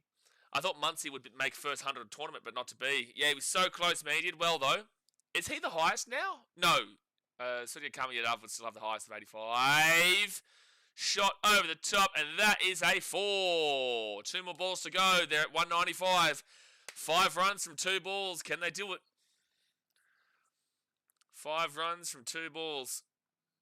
And McMullen would be spewing that he's not on strike because he's not going to get his fitty bomb.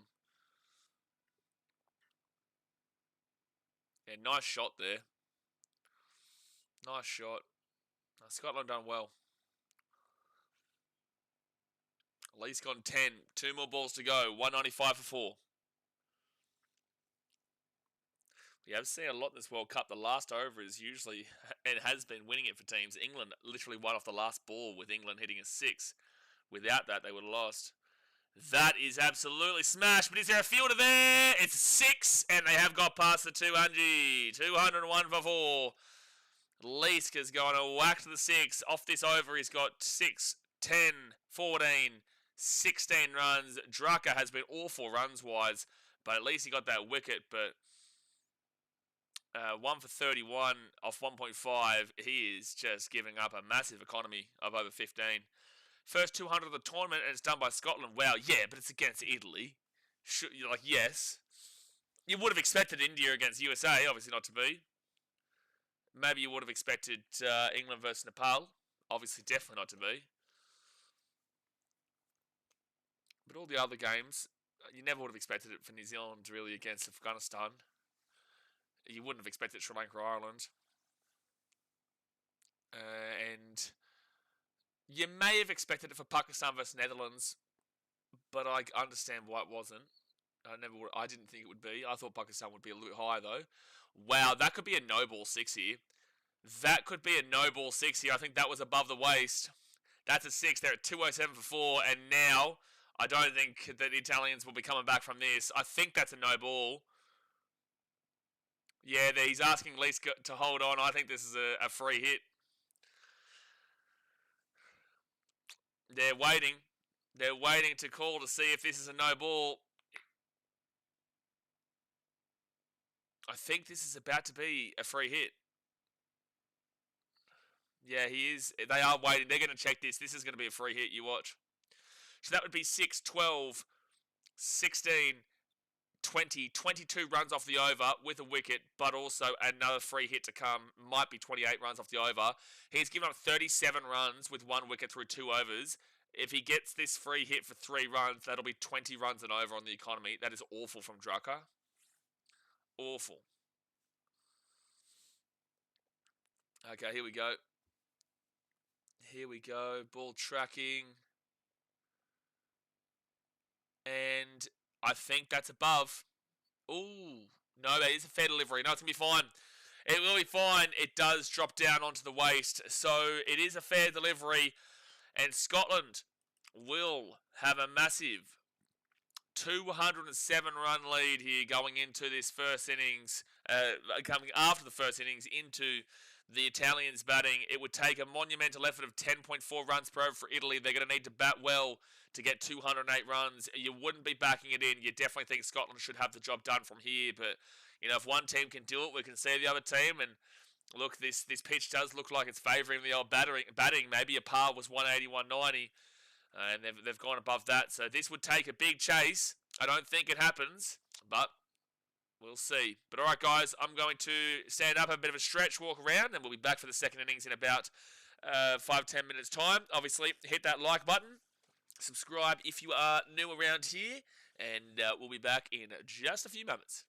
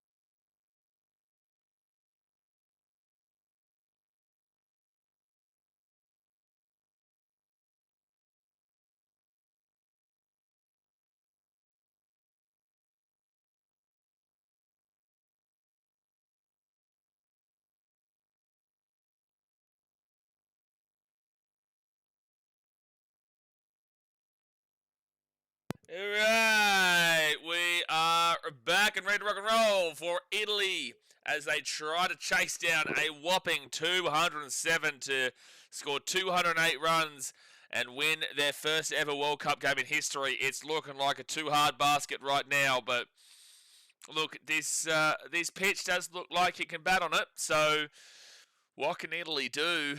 Like I said, they don't have any batters in the top 100 and they didn't have any bowlers in the top 100, so it's going to be very interesting to see what Italy can muster up here. They did lose Wayne Madsen to an injury, which is very, very rough for them. Their lineup today, in regards to the batting, let's go into this. So their lineup for the batting today, they are going to have. So they've got Ali Hassan, Tom Drucker, Christian Fernando. Then Wayne Madsen was meant to be there. I'm not too sure who comes in. Harry Menenti, Ben Menenti, Grant Stewart, Anthony Mosca, Justin Mosca, JJ Smuts, and JP Mead. I just don't know, man. 207 is too much. It's just too much for mine. It's just too much. What did I miss? Had to go help out a grass fire. Woman and flames don't mix. What you missed is Italy, unfortunately, getting smashed in the last 4 overs. Well, they kind of got smashed overall. You know, Muncie was absolutely spectacular, and for mine, it will be the player of the match here. I don't know what their bowlers are like here for Scotland, but let's go into the the bowling rankings. So, T20I bowling rankings. I would like if the ICC put you could click on what country and then it will tell you where they are ranked. All of their players are ranked in the ranking system. But bowling wise, Scotland don't have anybody until 48, where Mark Watt is in 48. And then you've also got Brad Curry, who is in 49. They're both playing today, just making sure. And then we move down to the 89, where it's Safyan Sharif, who is not playing today. Safyan Sharif is not here. And that's all that we can see. So they've got 2 bowlers ranked in the top 100. Well, they've got 3, but one of them's not playing.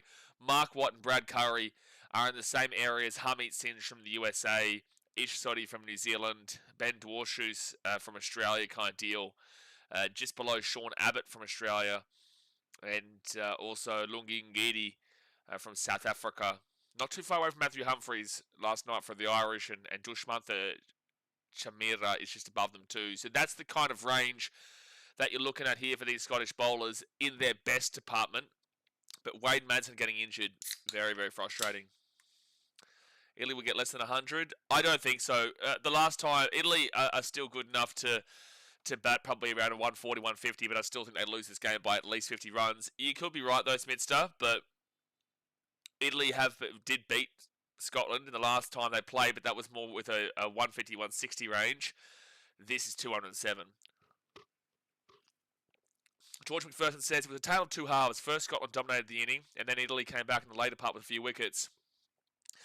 Not really, though. Like, the wickets came when the game was already, being blasted past the Italians. Those 4 wickets, sure, they got some wickets late on the specific stat of wickets, but what did the wickets actually do? The wickets didn't really do anything overall because they'd already gotten a massive score, and then they had set batters in there for the last 4 overs, and yeah, sure, they had a couple of wickets, but still they were able to whack them around. So I don't think it was really a tale of 2 halves. Again, on the specific stat of wickets, yes, they got them late, but didn't really do much. Jagger says, imagine letting Scotland put 200 on you. Imagine thinking Manchester City aren't the greatest team that ever did walk the planet, Jacko. Imagine that. Imagine having the thought process that Manchester City aren't the greatest team to ever play the game of football. It baffles me, really. It baffles me. It just baffles me, Jacko. Well, you'd be happy because Arsenal was 6 minutes away from winning the league last night. They were 6 minutes away from winning the league. So you should be grateful. You should be an honorary Manchester City fan, Jacko. Yeah, I don't think Italy dominated any part, mate. There was no Italy domination in that bowling innings. It's 207 on the board, yeah. 207. It's just not going to be happening. And the reason why Smithster could be right with the under 100 is because the scoreboard pressure might be pretty full on here. The scoreboard pressure is ridiculous. They have to hit over 10.5 consistently throughout this game, and I just don't think that's going to be happening. With that being said, though, we don't know how good Scotland's bowling overall is, and we don't know how good overall the Italian batters are. We don't know too much.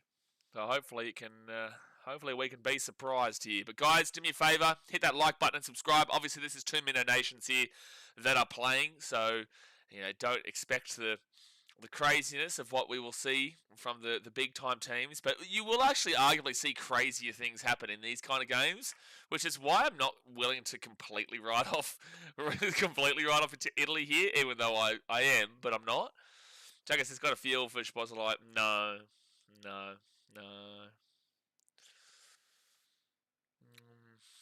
Oh, sure. Manchester City is just the greys. No, I do feel for Szoboszlai, of course, but. What a game, though. What a game, and what a ridiculous call for that not to be a goal for Man City, by the way. What a ridiculous call. But no, obviously feel with the Szoboszlai. Okay, first ball from Leask, and it is going to be. Oh my gosh! Okay, they might go for under 10. That's the first wicket. A wicket has come on the very first ball. Jay Musker is gone. It's 1-0. You are kidding me, Italy. This game might be done in 10 minutes, lads. You're kidding, Italy. A wicket has gone already. Justin Mosca is out. He smashed that straight to the man who has taken a good catch there. And it is 1-0. Italy, what's going on? Smithster, you might be right here. You might be right here. And I also wonder who comes in for the injured Wayne Madsen. Justin Mosca already walking off the field is crazy. Mamma mia. Mamma mia. No good. JJ Smuts. Played for South Africa before. He comes in. And he's going to need a lot to go his way. He's going to need a lot to go his way. Actually, I know he plays. Yeah, he debuted for South Africa versus Sri Lanka in 2017.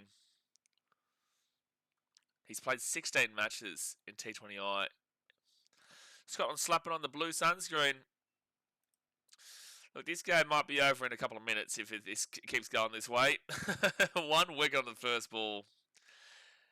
JJ Smut's batting average in T20I is 13.18 on average. Oh, this could get real ugly. Skill scale 0 to 100, 82 innovation, 65 control, 55 power. Oh no. Oh no, lads. Oh no. Big no. A big oh no here. So 1 ball down. 1-0. Well, it's none for one with the rest of the world. Australia speaks with 1 wicket first, and then Australians speak with a wicket and then the runs, even though the rest of the world does speak with runs and wickets. Would you back Italy for over 149.5? That's a stretch right now, Shatij, based off of the fact we've seen a wicket on the first ball. And that was not a good shot, but it's going to be a dot ball for Smuts. I don't know if I could back him for 149.5 after a disastrous start like that. Let's see a couple of overs and then come back to me. And another dot ball. Good bowling there from Leask. Good bowling. I do think you will see George Munsey jump into potentially 29, 28 on the batting rankings after his performance. 2 dot balls and a wicket. And another dot ball. This is a fantastic over here from Leask. Wow, wicket, dot ball. Hello. You got to get runs here, Italy. You need 10.5 runs and over. Yeah, on the Australian broadcast, it has the wicket first and then the runs. That's funny. Even though I know the rest of the world doesn't speak with that. Next ball from Leask. Catch it. Oh, another dot ball, though. This could be a wicket maiden. Yeah, with Madsen being injured, I think 149 is way too much. I'd be definitely going the under.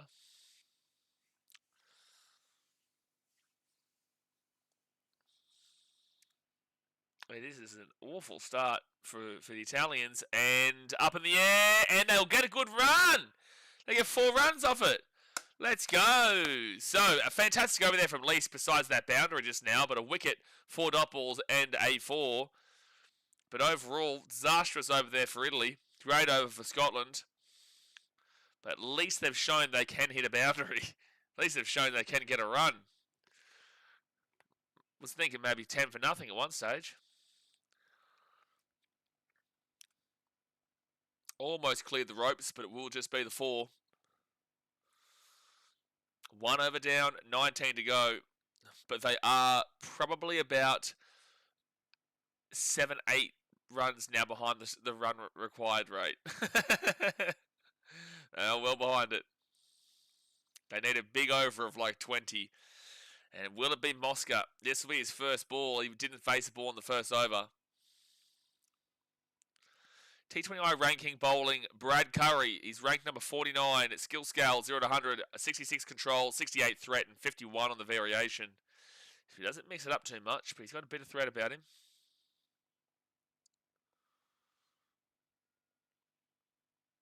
Four for 1 through 1 over. Next bowl from Curry to Mosca. Up in the air. Ooh, double. Paul says, do you think we will ever get a team going 10 out for 0 runs? No, because that would take... No. Like, ever's always a crazy word, but... No. That would be... What would be the point of them even being a cricket team? Especially not in T20I. But maybe, like, in an under-6s kind of level, but the bowling is not going to be good enough for that kind of deal. It would just take... I think that's impossible. I do. I think that's impossible unless he's deliberately tried to get out. And then you'd have to rely on the bowl still being, decent enough for it. That should be just a single here for Italy. So Mosca will get on 1 run, 5 for 1 through 1.2. I can't use the word that I want to I want to use there for the response to that, Paul. For what it would need. Not unless you're using a bowling machine. Yeah, but like even so, I still don't think it'll be 10 out for 0 runs. I really don't. Like as long as you can hold a bat, you should. There's no way you'd expect a full 10. It's gonna be a wide. There's no way you can expect a full 10 wickets with no runs. Like Jofra. What do you mean like Jofra, Chris? 122.3. He didn't have a great game yesterday. He was not fantastic. Oh, yeah, I just realised. Yeah, England do have to play the Italians, Jacko. So you better hope that you don't give up a few runs to them. That'll be a single for Smuts. He'll be on 5. Paul says, in an honest game, I meant. In an honest game, then no. I've thought about it, but it would be impossible to have 2 Shane Warnes in the same team at any point in time. Yeah, but again, you've got to expect Shane Warne. If you let's for the sake of this argument, let's put Shane Warne against me or Shane Warne against you, just anyone general, and it's just you times 10 and Shane Warne with 10 straight bowls. You need to expect that Shane Warne is going to hit. He has to hit the stumps every single time. Obviously, it's not just 10 bowls. It can be 20 bowls and you still haven't gotten a run. But Shane Warne could easily have a poor bowl throughout those that you get an awkward nick away for a single, or you know what I mean. Like there's so many things that start to go in the favour of the bowler there, where it needs to be a great bowl. It just needs to be a good bowl from Shane Warne, and you're probably going to get done. But a good bowl could still be like an awkward nick if you don't know what you're doing. It's like when people put a tip in and they don't know anything about. 1 second. Next bowl will be a single. Mosca to 2. It's like, for example, when you're talking to someone who doesn't watch cricket, and it's like, say your partner, your girlfriend, and she will make a tip of a game based off of the colours of the team. She doesn't know anything about the cricket. She doesn't know anything about Scotland versus Italy. So she goes, I like the Italian flag better. I'm going to choose Italy. And then Italy end up winning. And you're just like, well, there's no way they should have won this game. There's no way they should have won it. or even this can go for Nepal and England, and Nepal goes to win. And there's no way they should have won it. Nothing tells you they should have won it, but it was just a lucky fluke that the colours ended up being the winners in the end.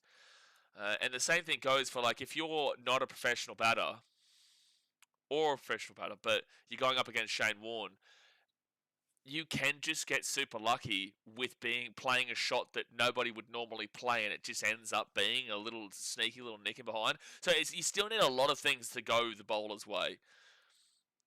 And again, that's for 10 straight wickets. And 207 is a familiar score. 207 is a familiar score?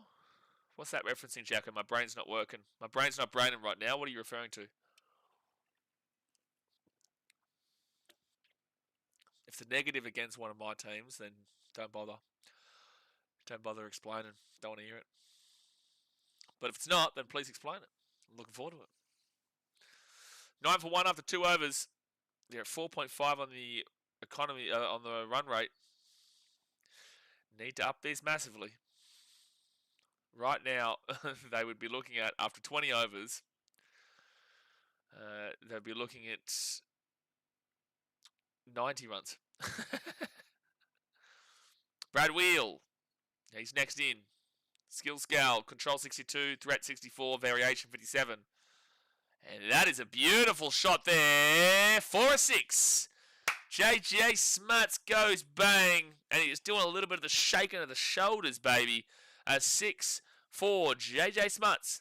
Brings them into the double digits, and it's 15 for 1. You love that. You love that shot. Bring him in from the old Saffirland. And they need more of those. They need a lot more of those. Don't forget Oman versus Zimbabwe right after this. We've seen all the games go the distance so far. That's probably going to be 2 runs here. Oh, it might be a 4. It might be a 4. It is a 4.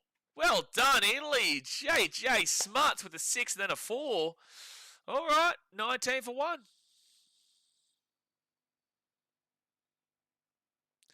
George says, what has been shown is that the major cricket nations have been tested by the minnows. Oh, yeah, that's definitely for sure. 100%. We've been speaking about that throughout the entirety of the tournament. Netherlands should have beat Pakistan, but the fielding cost them. USA should have beat India, but the fielding cost them, dropping Surya Kumar Yadav on 15. He ended up getting 84. USA lost by 29 runs. Oh, it's another beautiful shot. It's a 6. JJ Smuts, a 6, a 4 and a 6. It's 14 runs off the over. Here we go, here we go, here we go. Italy, Forza Italia, Forza Italia, Forza Italia. Woohoo, Italy, 6-4-6. Hello. Hello. Hello. Hello, JJ Smuts. Chris says 207 could be the amount of charge against Man City. That was 115, and also we all know how that's going. So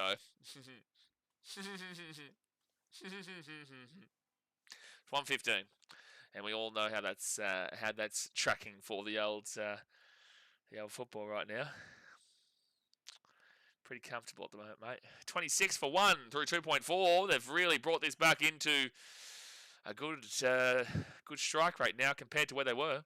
I love the fact it's not just 5 teams that can actually play cricket nowadays. Yeah, exactly. 207. Oh, you're a dog, Jacko. That's what you are. Guys, that Australia vs Pakistan series is banned on this channel. We will never refer to that ever again. It did not happen. No, it did not happen. Yeah, I knew you were a clown, Jacko. I knew it. I knew it was coming. I knew there was something stupid coming. And it was stupid. It was a banned score from a banned series that never existed. Hey, but listen, at least you're smashing a pal. By the way, I have to ask you, English fans, how would have you coped? How would have you copped if you had lost that game yesterday? How would have you done? What would have you said, Jacko, to get your head around it? Oh, dude, Italy is smacking at me. That's a 6. Bushka! Mosca with the 6. He's on 9. Wow, what an over. 6, 6, 6, 4, 1, dot balls. That's 10, 16, 22, 23 runs on that over. And they're above the 10 runs per over economy. Oh, beautiful inning. Beautiful over from the Italians. Very bellissimo. Bellissimo. Over from the Italians. Bellissimo. What a shot. He smashed that. This is what they need. First ball was a wicket. First 2 overs were not good. A third over. And now we're starting to say, well, they're actually above the strike rate needed. They're above the required run rate. The required run rate is 10.5 and they're currently at a 10.6 or just above 10.7. And he's out. So let's forget that. JJ Smuts goes on 22. Oh, this is just all over the shop, this game. This is just all over the shop. JJ Smuts goes for 22. Such a spectacular over turns into a next nightmare. Curry just puts it into a spot where it just connects with the end of the bat, doesn't go far and goes straight to the fielder's hands. And at least Scotland is showing that they can catch a ball, because we've seen many teams not get these catches, USA being the prime example. But Curry with the wicket, and it's 32 for 2 through 3.1. 32 for 2, sorry. I'd been delighted for Nepal because it would have been so massive for them. I'd have found a Nepal stream, go and congratulate them, lose with honour. Is there Nepal streams? Like, for example, how many streams is there right now happening for Scotland versus Italy that isn't just like some bullshit slop of putting the score on the screen and nobody talking? I'm sure there's probably a lot of Hindi streams that would be still happening. But is there a stream or streams from every country? Grant Stewart, true Italian name. Yeah, what about a bit of Harry Menenti? What about a bit of Mosca? You know what's a great Italian name? You want to know what a fantastic Italian name is? It's here. He's here. He's just later on in the batting order. It is... Oh, no. Yeah, Gianpiero Mead. Gianpiero Mead. Gianpiero. And that will be knocked out to the boundary for probably 2 runs here for Harry Menenti. Yep. Harry Menenti, 2 runs. Hassan Ali. Yeah, from Roma. Hassan Ali from Roma. From Roma. Grant Stewart from Sicily. From Sicily.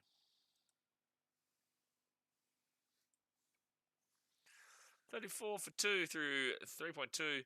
There are streams with funny writing on them. One would do. That'll be Hindi. I'm actually going to go look at this. I'm going to go check it out.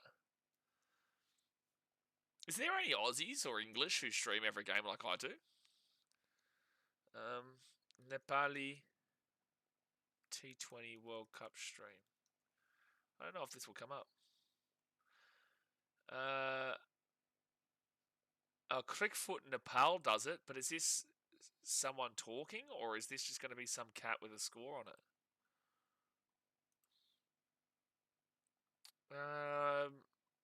Yeah, all the comments are in. Oh, I think this guy is... Yeah, okay, there's one...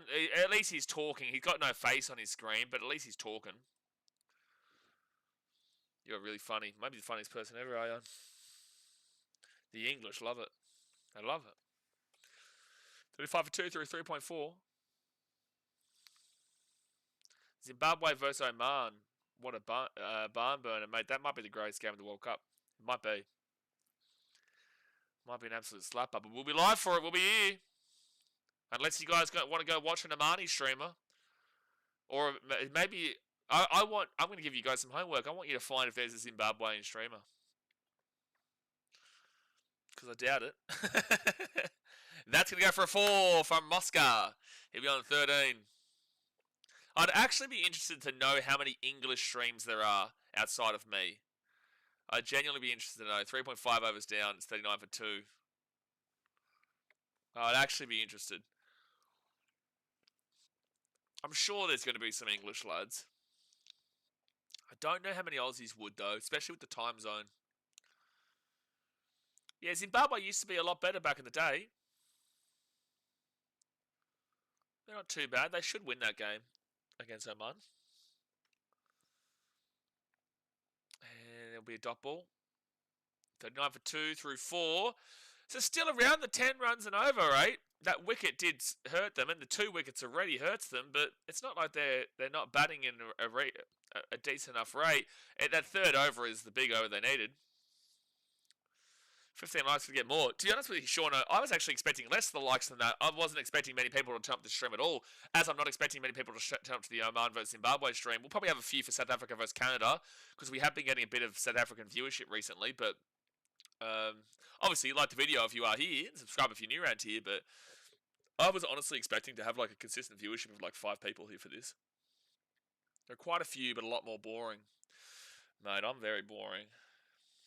The thing with streamers and content creators is that so many people are monotone.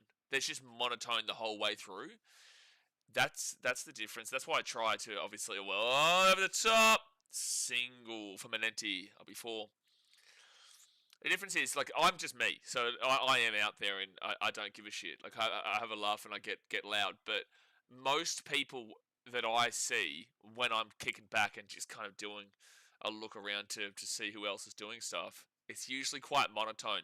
And my biggest pet peeve, I'm okay to drink on stream, but my biggest pet peeve is when I've got some clown eating KFC or eating food on their stream whilst they're commentating. Because I feel like it's disrespectful to you guys. A drink is needed because you're talking, you need to have a drink to keep going. But eating, I just feel like you're not here to watch a mukbang, and you can't talk. You can't talk whilst you're eating. A drink takes like a second. Eating is just, it just is so tacky for mine. And you see so many people do it. I understand they're not looking to be the most professional ever, but it's just really weird for mine. Maybe that's just a my thing, but I would never watch someone who is eating on stream. My boy Hayes from Chicago Bulls Central, he's a big content creator for the Chicago Bulls. He has the same opinion as me. We talk about it all the time. Haven't spoken to him for a while, actually, but we used to speak about it all the time. Oh, he's gone. Mosca is gone on 13, and it's 40 for 3, and this game's looking a little bit too much in the hard basket now. Yeah, Zimbabwe sometimes can cause upsets, yeah, for sure. But there is a wicket for Mosca. He's gone on 13, it's 40 for 3. And now that 100 total's looking hard again. Most streamers are that one-eyed and stupid. BK's not like them. I used to be quite one-eyed. I did. But I learnt, man. You know, you have to learn. It's all about learning. I'm quite experienced in what I do here. And it helped me to be less one-eyed, because it's just, there's no point listening to what I have to say if I'm just one-eyed. And that's why these English lads or other people around the world, when they listen here, they'll see that I'll take the piss, but also I'll say, like, when England play well, I'll tell you that England play well. If England deserved, like, for example, the Ashes in Test number 4 or 5 years ago, I would have said you could eat a dick. Like, I would never have congratulated you. Well, I would have congratulated you, but I would have been so salty to have lost that 4 Test match against England. But and another thing with the Broncos when they won the grand final, I would have had an absolute horror year last year, horror. But now that I've gotten a little bit older, you respect and appreciate the game, the sport more. I want to see the growth of the sport more and more excitement, and I don't really care overall about the hatred of teams anymore. I still hate Man United because they're a piece of shit, but if they win a game, I'll still give them the respect they're due. That's going to be a dot ball. And I'll tell you now, the Titans are shit, or if Australia are playing shit, I'll tell you Australia's shit. You have to be able to do both, otherwise there's no point you listening to me. Dion says, a couple of your eating things on the league was good. What? Oh, no, that's different, though, Dion. That's different. I'll tell you about that in a sec. Next bowl. It's going to be a single. So, Menenti, you'll get a single, and it'll be 41 for 3 through 5 overs. No, that's different, because you're talking about, we did like a thing last year. I was in Thailand and Vietnam, and people would donate to make me eat weird things, right? So I would do like when it would be a lower, more boring stream for the NRL, like a Tigers Knights or a Knights versus quite literally anybody. People would tell me to order something from Grab, and I'd do it. And I'd do it for a bit of fun, because obviously some donations are nice, and we did it, and it was quite funny. We got smashed by some spicy stuff in Thailand, which was rough, but we don't do that all the time, and that's not me just eating for the sake of eating. That's me doing a bit of a fun, like, game thing that we on the stream at times. Found one with a face cam. As in, you found a Nepalese stream with a face cam, or are you talking about somebody else who's an English speaker with a face cam? Next bowl, and Davidson for his first bowl will be a misfield. Could still go for 4. Could still go for 4. No, it'll be 3 runs. Ben Menenti gets 3.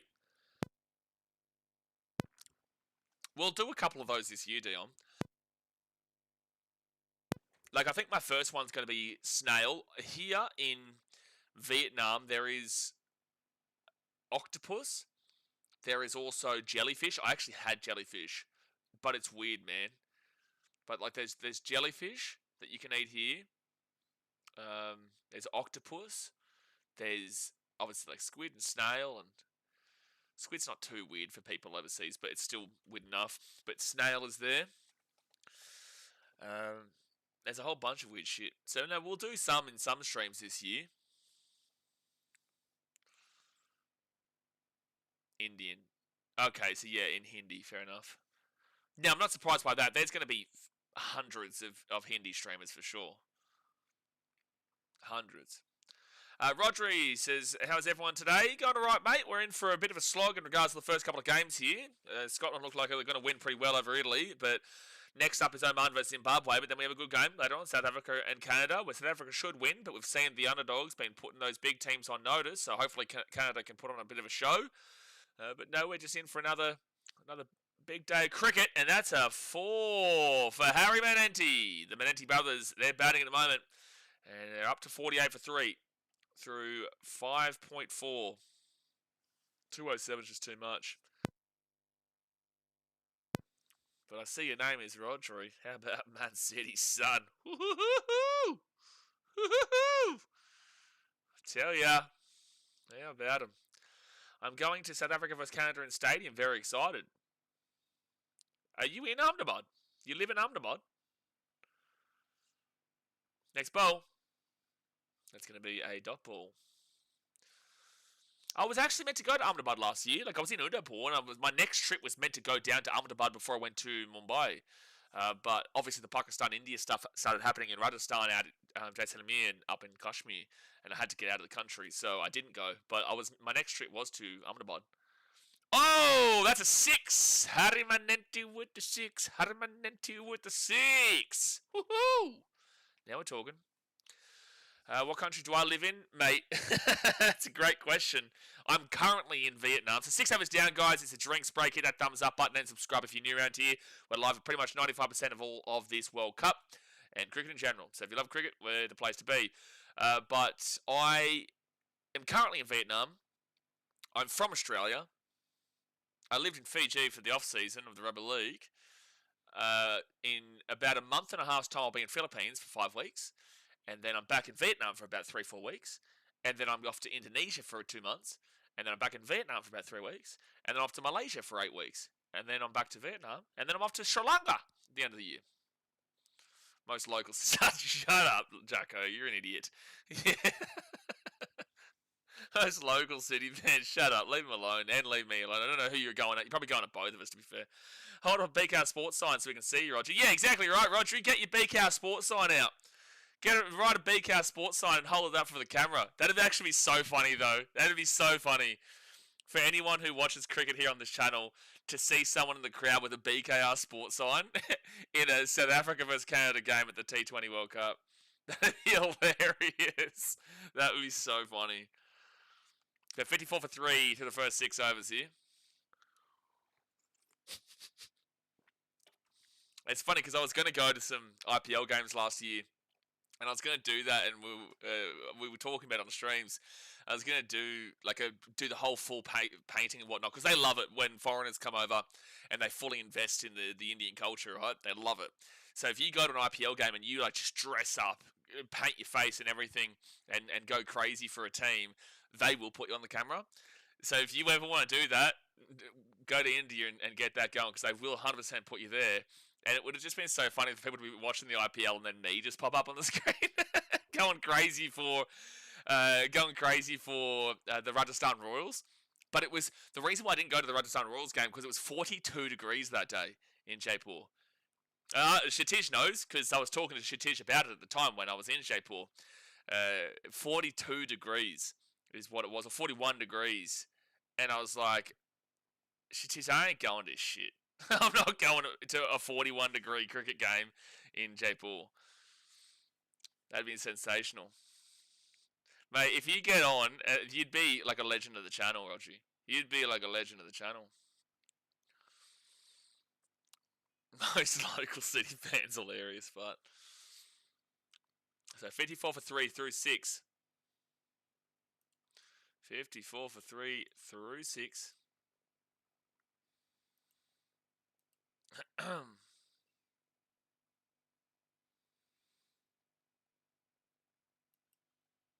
Alright. Target 208 is still a long way behind it though. Wheel. That'll be a single. 55 for 3.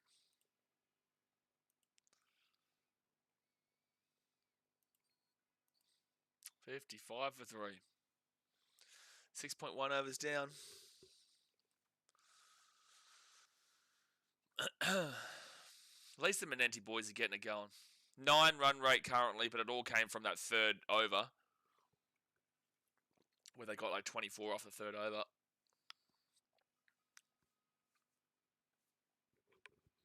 Next bolt. That's going to be a single. No, they couldn't push 2. I was about to say they maybe been able to push 2 there, but they only get the single. The best running of this World Cup has come from Ireland, though, against Sri Lanka last night, though. I think South Africa will win. Love an upset, though. South Africa will win, but the upsets, there is teams that are... Every team is getting close to the upset. Like, England is still having a heart attack. Like, England, their fans are still stressing about if Nepal can come back in that game. That will be a single there. 57 for 3. Look, I'm not going to completely wipe out Canada, but I'd say there's a shout. There is a shout. If USA should have won against India, Canada can potentially do something against South Africa. They can. Oh, was that a wicket? No, it just gets past the bat. Lucky for Harry Menenti.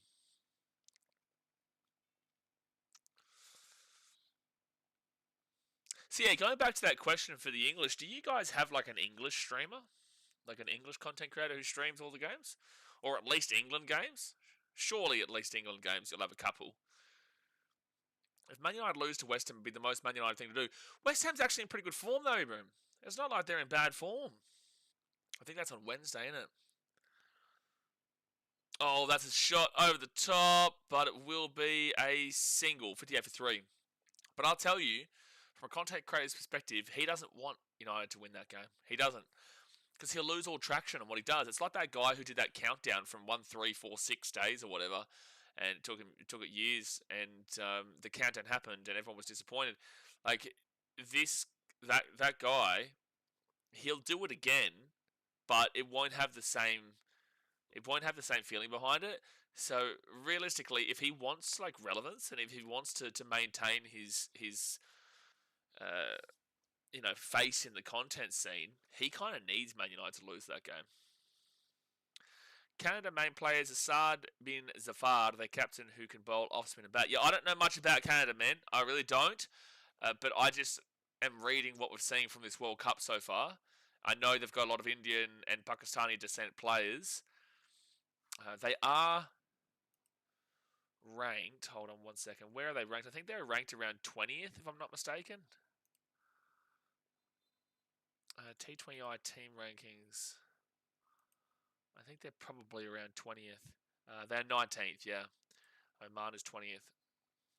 So, yeah, at 19th, you wouldn't be expecting much, but USA at 18 nearly beat India and should have beat India, so. They also let Wolves win a game, sure.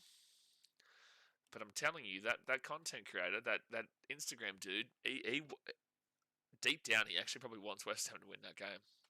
Or draw it. Maybe not win it, but draw it. Because a draw isn't a win, obviously. 149 more runs from 77 balls. Yeah, good luck with that. And, nearly a catch, but it's going to be a 4. South Africa have a 19-year-old that bowls 140 plus. Guy's a freak. South Africa have a good team, dude. They have a good team. When you're looking at their bowling, they've got... well, to be fair, their bowling's actually a bit of a worry. Because you have to go down to 31, where it's Marco Jansen at 31. And then you've got Corbin Bosch at 34. And then Lungi Ngidi at 45. And then Henrik Nortje at 59. Keshab Maharaj is 54. So where is Ramada? George Linde is 69. Otniel Bartman is also equal 69. Where's Rambada ranked? Kwena Mafaka is ranked 91st equal. How is Rambada not here? Surely he's here. How is he not in the top 100? No way. Is he seriously not ranked in the top 100, Rambada?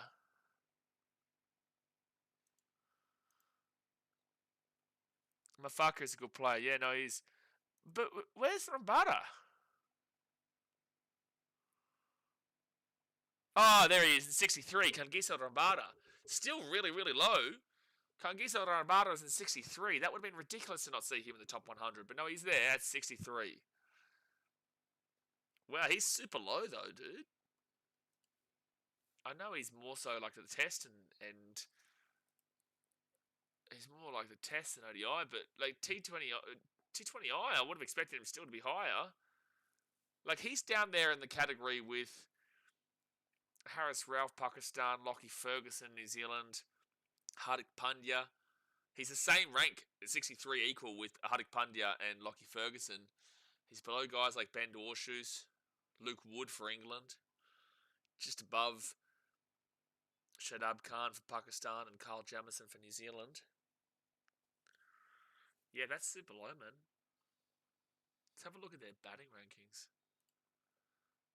T20I batting rankings. Okay, so it is 66 for 3 through 8 overs, and Lease coming in for another bowler. He's 1 for 4 through his first over. And we'll give away a single there, so it'll be 67 for 3. In the batting rankings for South Africa, their best batter is Devold Brevis at 17. Then Quinton de Kock at 22. Aiden Markram at equal 22. Reza Hendricks at 26. Yeah, they got strong bats. They got strong bats here. And that's going to be another single here. Maybe 2. Just a single there. So 68 for 3 through 8.2.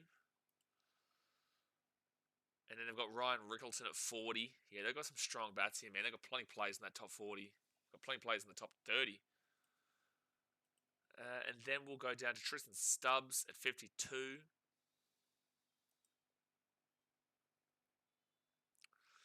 52. And then... Oh, that's going to be a 4. A beautiful little 4 there for Ben Manenti. You need plenty of those. Then you go down to David Miller at 82. Hey, there's a Hong Kong batter here. Anshi Rath for Hong Kong is ranked number 100. Fair enough. Matthew Short's ranked 87th. Get out of my face. Phil Salt, by the way, ranked number 2. How did he get on yesterday, English lads? Out for a single. I could see South Africa might get in a bit of trouble against Canada, but we'll end up winning. Yeah, I agree. Just like every other big team so far.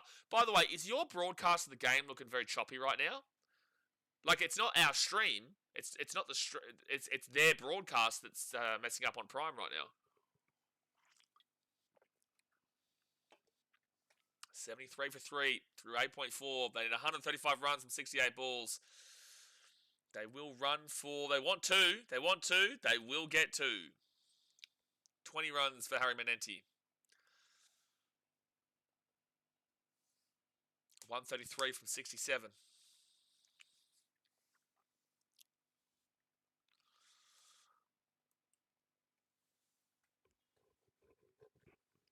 A little bit keen to see how Zimbabwe play.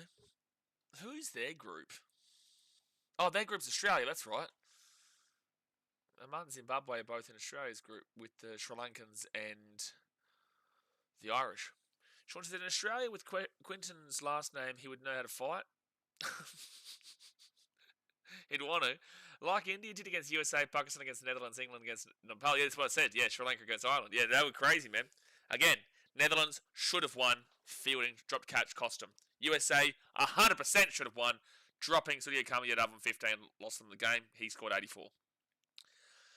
Nepal, I don't know if I could say they should have won. I think that was a fair and square game that really just came down to the wire. But England just held out. That was the closest game of the lot. But how good was that atmosphere, though? It's just... It's I don't even know how to explain it. You have to be a sports fan and a passionate sports fan to just get it. Where you feel it. You feel like the colour of the game. You feel like the colour of the moment. And it's just like... It's like palpable atmosphere. And that England-Nepal game did show it in that last over. Like, it was just... It's so difficult to explain, but you just know how... I don't even know how to explain it. But you have to be just like a passionate sport fan to get what I'm referring to here.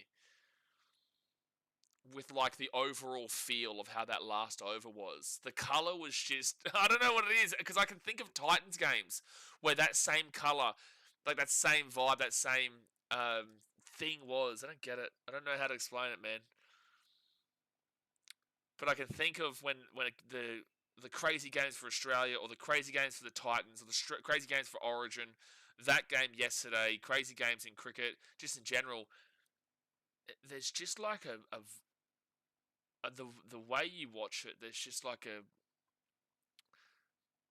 there's just something about it that all kind of correlates with what it means in that moment. I don't know how to explain it.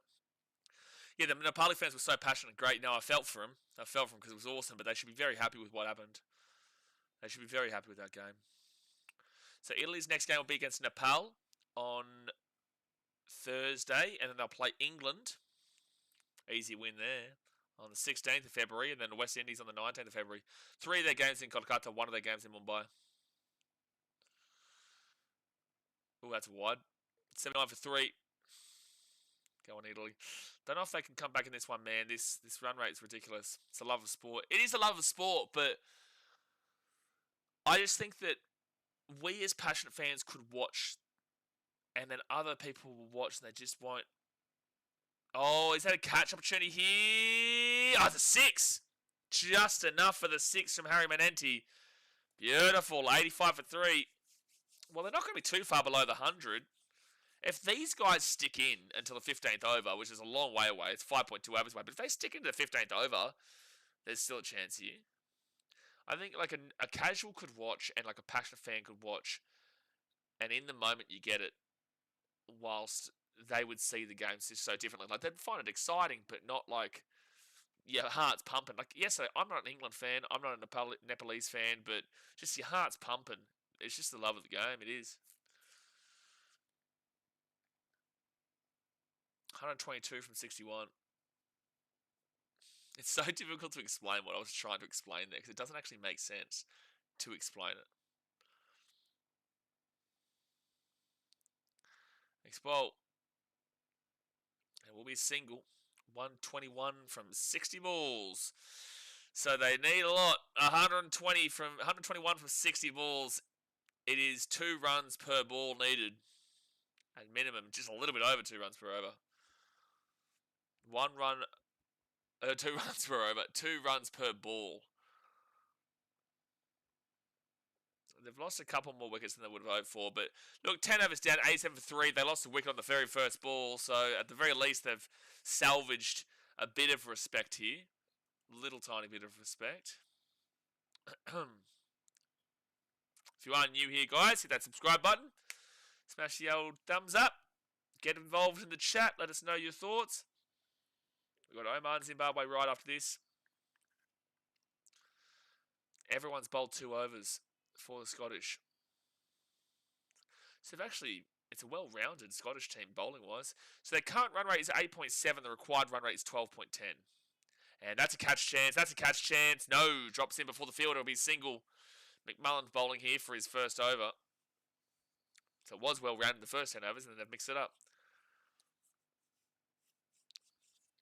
9.12 in the economy here for McMullen. 2 for 33 is his best. Strike rate of 29.14, 7 wickets in 25 matches.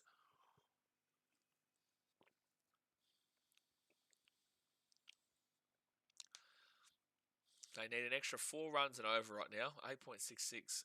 The required is 12.20. Again, every single match has gone the distance. They just need to keep on at least keeping this run rate around the 10. If they can keep it where they are at 9, 8.7. If they can keep this around here, they're still in the game. They just need to keep this around here. These guys need to stay until the 15th over. I'm just going to confirm what I'm saying there in regards to that Scotland-West Indies game. I'm pretty certain every game's gone down for full 20 overs for every team. 19.4 for Netherlands and 19.3 for Pakistan, but still, that's the duration. Scotland got done on 18.5, but you know. New Zealand only needed 17.5 to win their game, but it went for the duration. That will be another single here. So just the 3 runs off the first 3 balls here. They do need a boundary. Every over they need at the very least 1 boundary. Until the 15th, and then they need to start getting multiple. For mine right now, Muncie is getting the man of the match though. Oh, it's a no ball! Oh, the no ball siren's on. The no ball siren's on. So free hit coming up for Harry Manenti. Here's your boundary shot. Everyone says, I guess because it makes you feel like a kid again because of the excitement. Yeah, it definitely does. Yeah, that England-Nepal game. That was just over the top exciting. So free hit and swing. That is a 6 from Harry Manenti. And he gets a 35 and 97 for 3 off the free hit. And that's 9 runs. Now 10 runs now off the over. That is 10 runs now off of the over. And they still believe you. The Italians still believe. That is a massive 6. Like I said, they just need that 1 boundary per over at a minimum, plus a couple of singles to keep them in the game, and then need to hit those multiple boundaries from the 15 over mark. Sean says, if it's a good game, then it's a good game. Credit where credit is due, because Australia is a sporting nation. We can respect other countries in sport. Absolutely. Not everyone can, but overall, this is the country's ideology for the most part. That will be a dot ball. 2 more balls left of the over. 10 runs given up. Like I said, Shatish, you got to become a member if you're going to drop every comment about your bets. Like, if every comment for you is going to be about your bets, you got to become a member, man. Like, dead set. Every comment from you is about a bet of some sort. 10.4 overs gone. 111 more runs from 56 balls. And that's going to be a single. Maybe 2 here. No, it will be a single. I've said this. Because it's like every comment now. So current run rate is 9.05, required is 12. I do think they get past the 150. I do. 9.05, required is 12. Next bolt. Another single. I'm being superstitious now. The more info I drop here about my bets, the more I'm winning. Well, then be superstitious and support the Damn Well channel for winning all your damn well bets. It's bet after bet after bet with you. So, they'll hit the hungy. They will hit the hungy. 100 runs is 10 kits delivered to grassroots cricket. At 6, 8, 9, 10, 11, 12, 13 runs off the over. Great over there. Off of McMullen, 13 runs off the over. It's 100 for 3 with 11 overs gone. They are still in this game. Jinx 148 because I'm a prick. 36 from 23, 26 from 20. Jinx him. So what? He'll be up for a bowl. 1 for 9 through 2 overs. 1 second.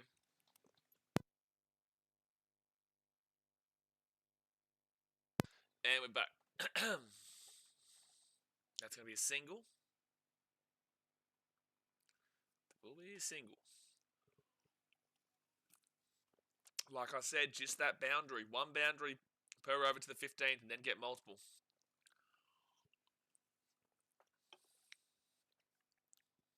Next shot. Goes through. There's your boundary. There's the 4 for Ben Manenti. He'll get to 30. If they chase this down after losing a wicket on the first ball, that'd be crazy, Jacko. But 30 runs for Ben Manenti. It's 105 for 3. The game is still on here. It's not over. They're within range. And like I said, if these guys stay to the 15th over, they've got a good chance. If they stay into the 15th over. 103 runs needed for 52 balls. It's still very tough. And that's over the top. And that's a 4! Oh, the Manenti boys, they're on fire here. That is under 100 runs needed now for Italy. It's 99 off of 51, and this is turning into a game here, folks. This is turning into a game. Here we go. Ben Manenti and Harry Manenti putting on a bit of a show right now. Next bowl. And, no, wait, is that another 4? No, it's going to be 2 runs. 36 for Ben Manenti. 111 for 3. 11.4 overs. I'm way too old school not to have a laugh when you do that. Memories. When I do what? And that is going to be another 2 runs here for Manenti. 113 for 3. So off of this over right now, they've got 13 runs already with 1 ball to go.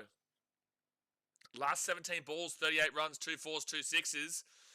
Italy putting their names on this game.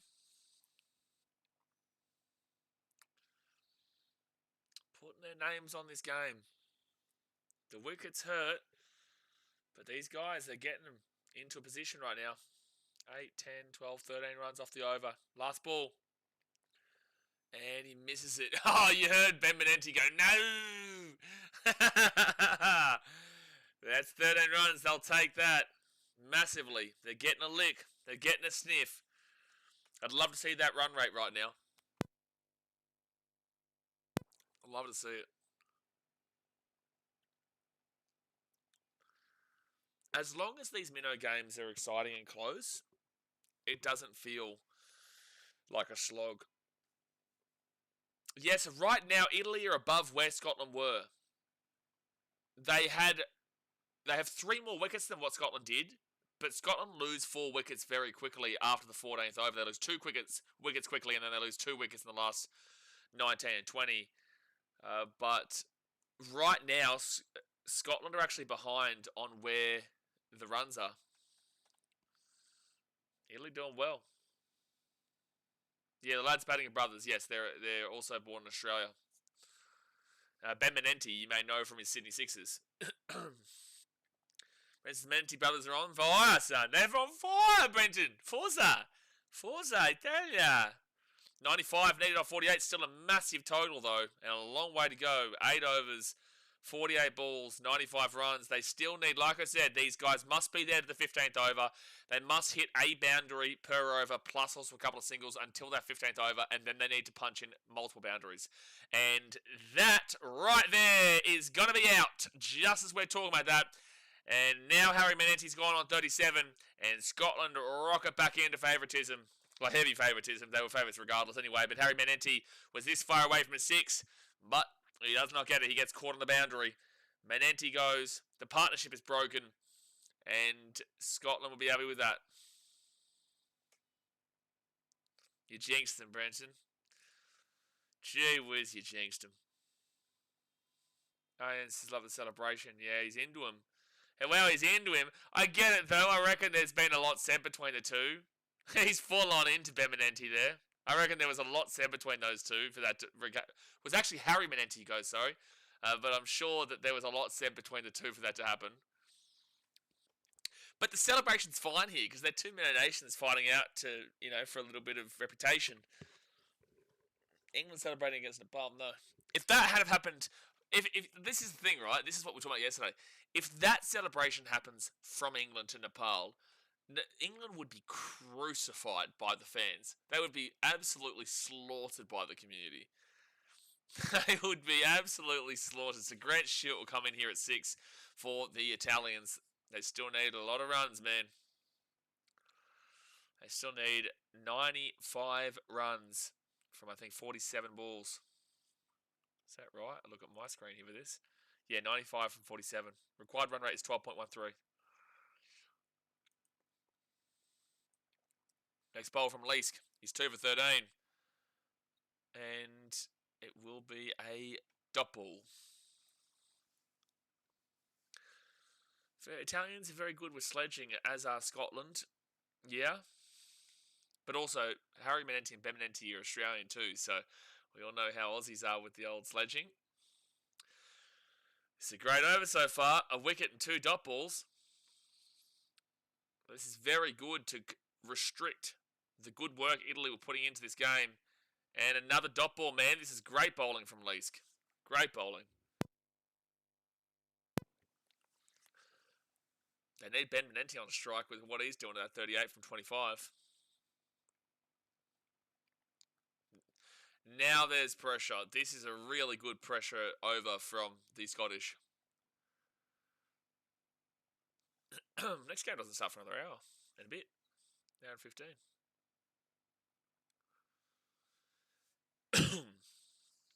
Next bolt. And they'll at least get a single at it. Yikes, their first run of the over. 5 balls deep, wicket, dot ball, and a single. At least he's bowling well, something to stop. No, he's been very, very good. I think Leask was the one who got the wicket in the first over, no? The first ball.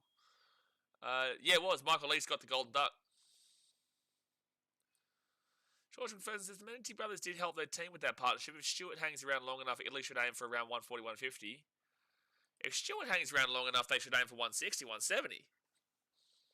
140, 150, that you're saying only 25 runs, 35 runs in the remaining overs here.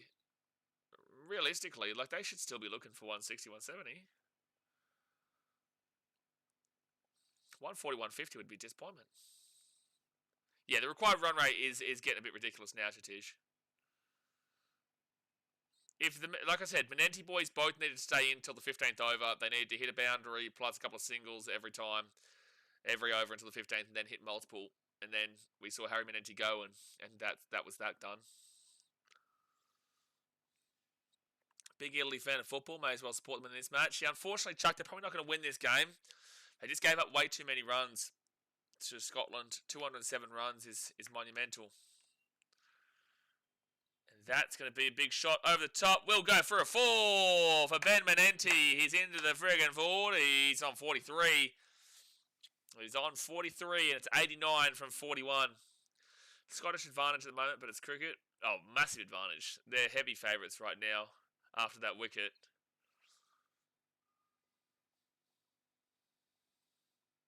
That is smoked. No one even close to it. Perfectly shot there. 89 off 41. They need Ben Manenti to be the guy. Italy win if Ben Manenti gets 100. That's 57 runs. you'd expect that Italy probably get the job done if he could do that, because he'd have to punch them in pretty quickly. It's going to be 2 runs. No, it's going to be single. 88 from 40. It's just a bit too much now. That required run rate of 13.02 with 6.4 overs to go is a lot. You need a couple of... You would very much need the 14th over, which technically this is, but the next over, you need to see Italy go for a 20-run over. Or if you can make it this one, you got 6 runs in the first 3 balls. If you can push it up to a 15-run over, that'd be a great start. Very difficult to look at the field and select the shots which he wants to play.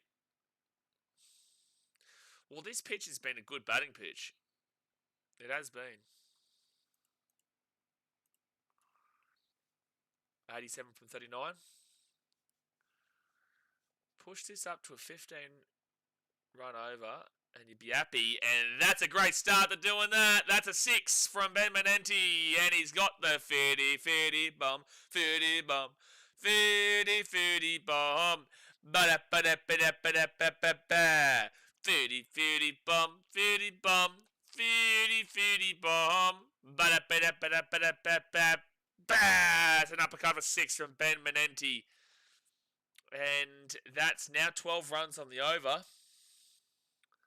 127 for 4 through 13.4. 208 is the target. Ben Manenti on 50. Stewart on 2. Davidson, second last ball of the over. And he's got that one in behind for a... Oh, there will be a fielder just there to stop it. Oh, still nearly gave up 4, but it will be 2 runs. Good over here. 10, 11, 12, 14 runs on the over. A single here gets that 15, like I was saying. Yeah, Italy dearly missing Madsen here. Adrian says Manenti seems to be a strong guy, good shots. Yeah, Ben Manenti, Sydney Sixers, knows how to play. He's keeping them with a sniff. Very tough, but a sniff, and that is going to be out. And that right there is the game. Ben Manenti goes on 52. He goes on 52. So just wait. I know you've commented that after I've already watched it, but I know that my stream wasn't live for it. You have to wait until you hear me commentate it before you comment in the chat, because some people use me as the commentary for the game and can't actually watch it. So just wait until you hear me say it before you do comment it. But you didn't ruin it for me. I'd already seen it. I just know it wouldn't have been live for you guys just yet. But Ben Manenti is gone. Ben Manenti is gone, and that should be the game, and the Scottish should wrap this one up from here. Because usually it's a 5-minute timeout, but we'll leave it for the... this is the warning for it, because I'm sure you probably didn't know. And that's the end of the 14 overs. So that's going to be a drinks break. Do me a favour, guys. Hit that thumbs up button and subscribe if you are new around here. Italy, 5 wickets in hand. They need 79 runs from 36 balls. I don't think it's going to be happening. I don't think so. I do not think so.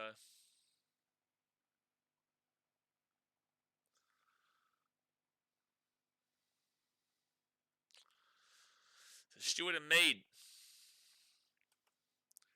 Lots of talking going on between them. I think it started when McMullen came to bat and Ben was bowling. Yeah, probably. There's obviously been a lot of sledging going around. Now, how do these tail enders get on for the Italians? They're still going to have to keep on swinging.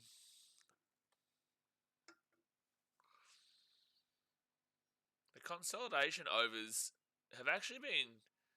Like, they've given up a few wickets, but 75 for 2. They'd be pretty happy with the 7 to 14 overs. 75 runs in 7 overs is good.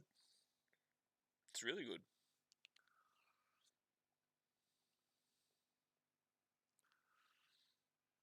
There was some good batting there. At the very least, you saw some positivity out of the Manenti boys. And it's just the score pressure. The score pressure is what's on them in, because they've needed to just keep on going for big shots.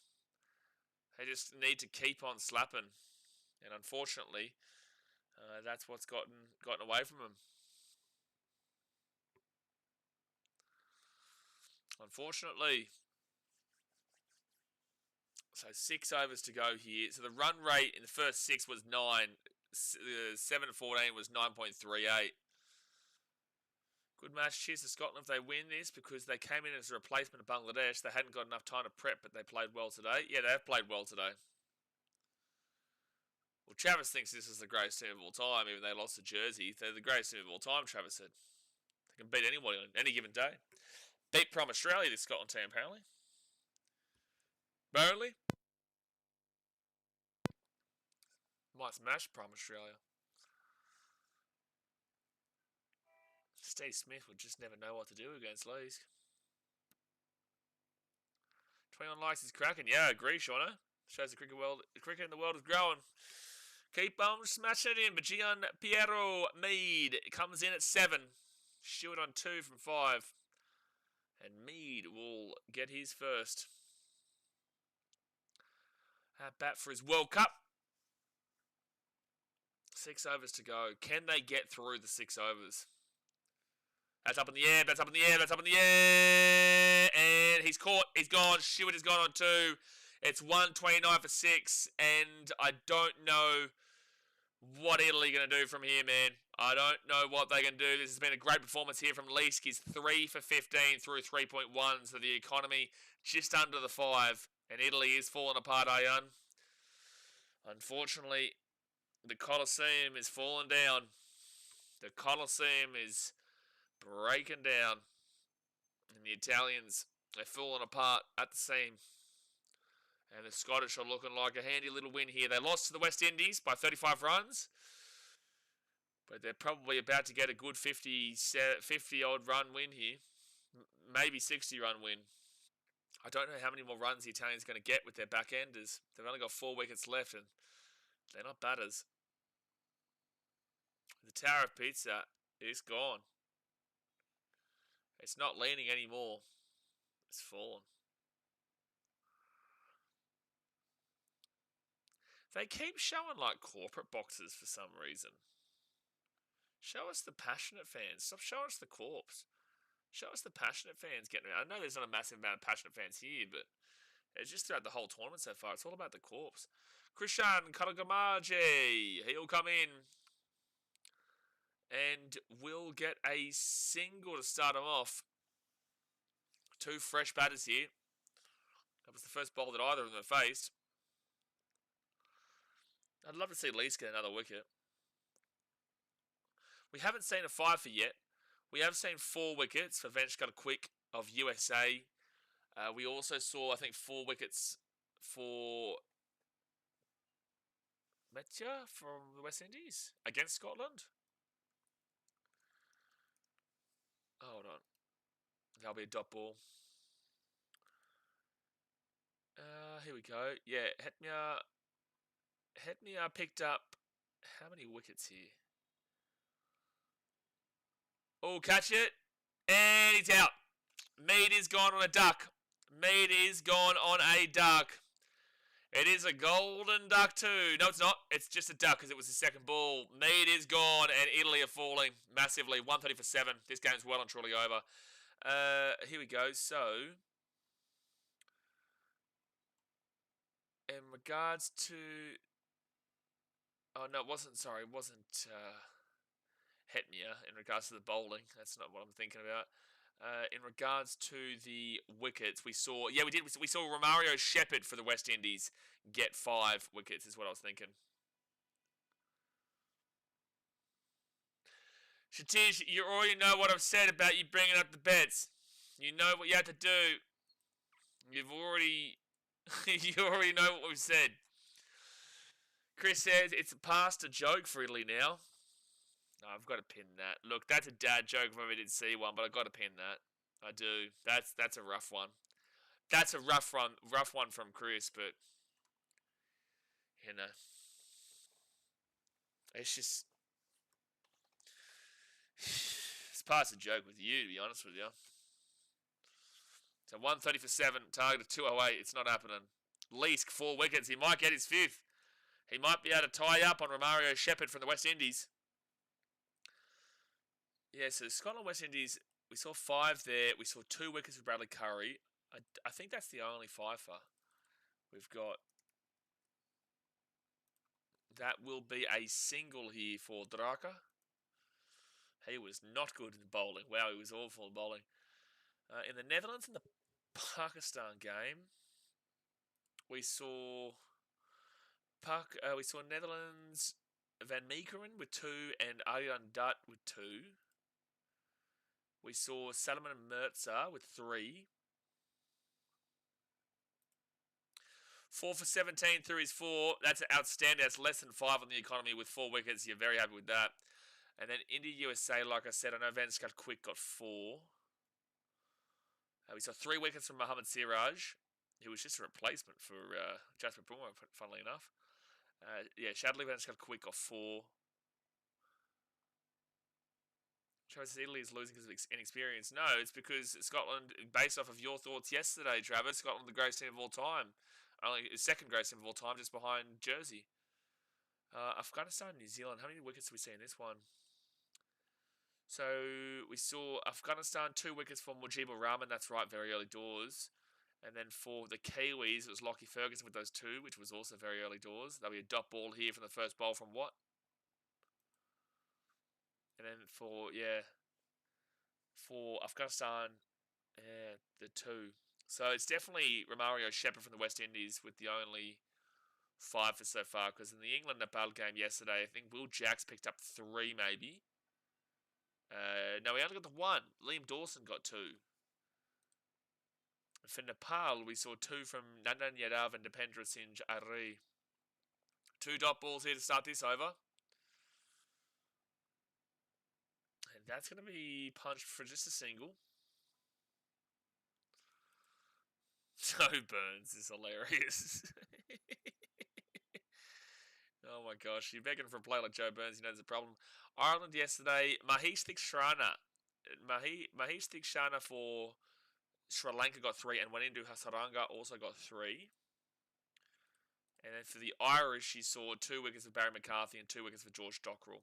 So yeah, Romario Shepherd is the only one with a 5-fer. Chucks, just watch the brief ICC highlights of the England-Nepal match. What a tight one. That was an incredible game. Well, it's got Leaskey with 5 wickets. I don't think he got 5 wickets. He only got 4. He only got 4, didn't he? 1, 2, 3, 4. Yeah, on the screen. The broadcasters had some wrong things on the screen throughout this tournament. They had England as the 27th ranked ICC T20I team. I'm aware of Joe Burns, but if you're begging for Joe Burns, you know there's a problem. There's a wicket for Drucker. He's gone. It's 133 for 8. 133 for 8. And Italy, they're in tatters. Only 2 wickets to go here. They're not going to get through the final 4. There's no way. There is no way. The fact that we're begging for Joe Burns is so funny. Joe Burns. What a shit show. 2 wickets to go. The Scottish are going to get a well-earned victory here in Kolkata. Don't forget, guys, we will be live in about 50 minutes' time for the Omani versus Zimbabwe game. Zimbabwe. Oh. I usually do that for Kenya, but they're not playing here, so I'm doing it for Zimbabwe. Because the fans, when I went to a sevens tournament a few years back, the fans would always be like, "Oh Kenya, oh Kenya, oh Kenya, oh whoa." It was so catchy, bro. It was so good. Such a good vibe, and they were dancing like crazy. 133 for 8. Jeez, they've lost a lot of wickets for no runs. Dead set. They were like, what, 120 for 3 at one stage? When Ben Menenti and Harry Menenti were there. Have they only got like 13 runs and 5 wickets? Yeah, Wayne Madsen is injured, Travis. He's not here. He got injured. Joe Burns does not win in this game. They gave up 207 runs in the bowling. 207. And Joe Burns is not that great. Probably gets him on the experience, but this game hasn't been lost by experience. This game's been lost by bad bowling. He gave up 207 runs. The batting has kept them in at stages, but 207 was always ridiculous. It was always absolutely just disgraceful. Yeah, 115 for 3 at 12 over to the shit show. Yeah, sure, but that's, that was good at the time. With that being said, though, we know cricket, and they still had a long way to go. They still needed another good old 98 runs or so. 95 runs or something. I think it was 93 runs. With 8 overs left, that's still a lot of runs. That'll be a single for Kalagu Gamage. But Italy should be proud of their potential. I don't know if it's a proud game for Italy, man. 207 runs is not good. The way they're falling apart after the 113 is not good. They got a wicket on the first ball of the game. They got done for a golden duck on the first ball of their innings, and they're going to lose this game by a good 70, 80 runs. I don't know how much of a proud performance this has been. Like, they've shown signs at points, they've shown positive attributes, but overall, man, they've been absolutely dominated in this game from Scotland. This isn't like Nepal, who should definitely take a proud performance from yesterday. This isn't like Ireland, who still showed enough to take some positives out of that game. Like, what positives do Italy take out of this game? I'm not here to shit on them because this is their first ever World Cup game. This actually should be expected, but like overall, what are the positives that Italy are taking out of this? That's up in the air. That should be gone. That should be gone. That should be gone. He's caught him. Scotland's fielding's been pretty good. Their catch has been great, and Hassan is gone for a duck. Gone for a duck. 134 for 9. That'll be probably the end of the game because Wade Madsen got injured, so they'll probably just not send out their final batter. And that is the end of the game here, folks. That is the end of the game. 4 for 207, Scotland get up. And Italy will be all out for 134. It was just a shit show after you saw those first guys go. And the Italians, they will get done dirty here. So what's that in the end? A 74-run win for Scotland with 21 balls remaining. You would be very happy with that if you are the Scottish. Now, guys, we've got about a 50-minute break before our next game, which will be Oman versus Zimbabwe. 73-run win for the Scottish. They'll be super happy with that. Their next game in the cricket, Scotland's next game, will be against the English on Saturday. I actually can't stream that game because I'll be live for the NRL. One of the very few games that I do miss, but they play the English on Saturday before their final game against Nepal on Tuesday of next week.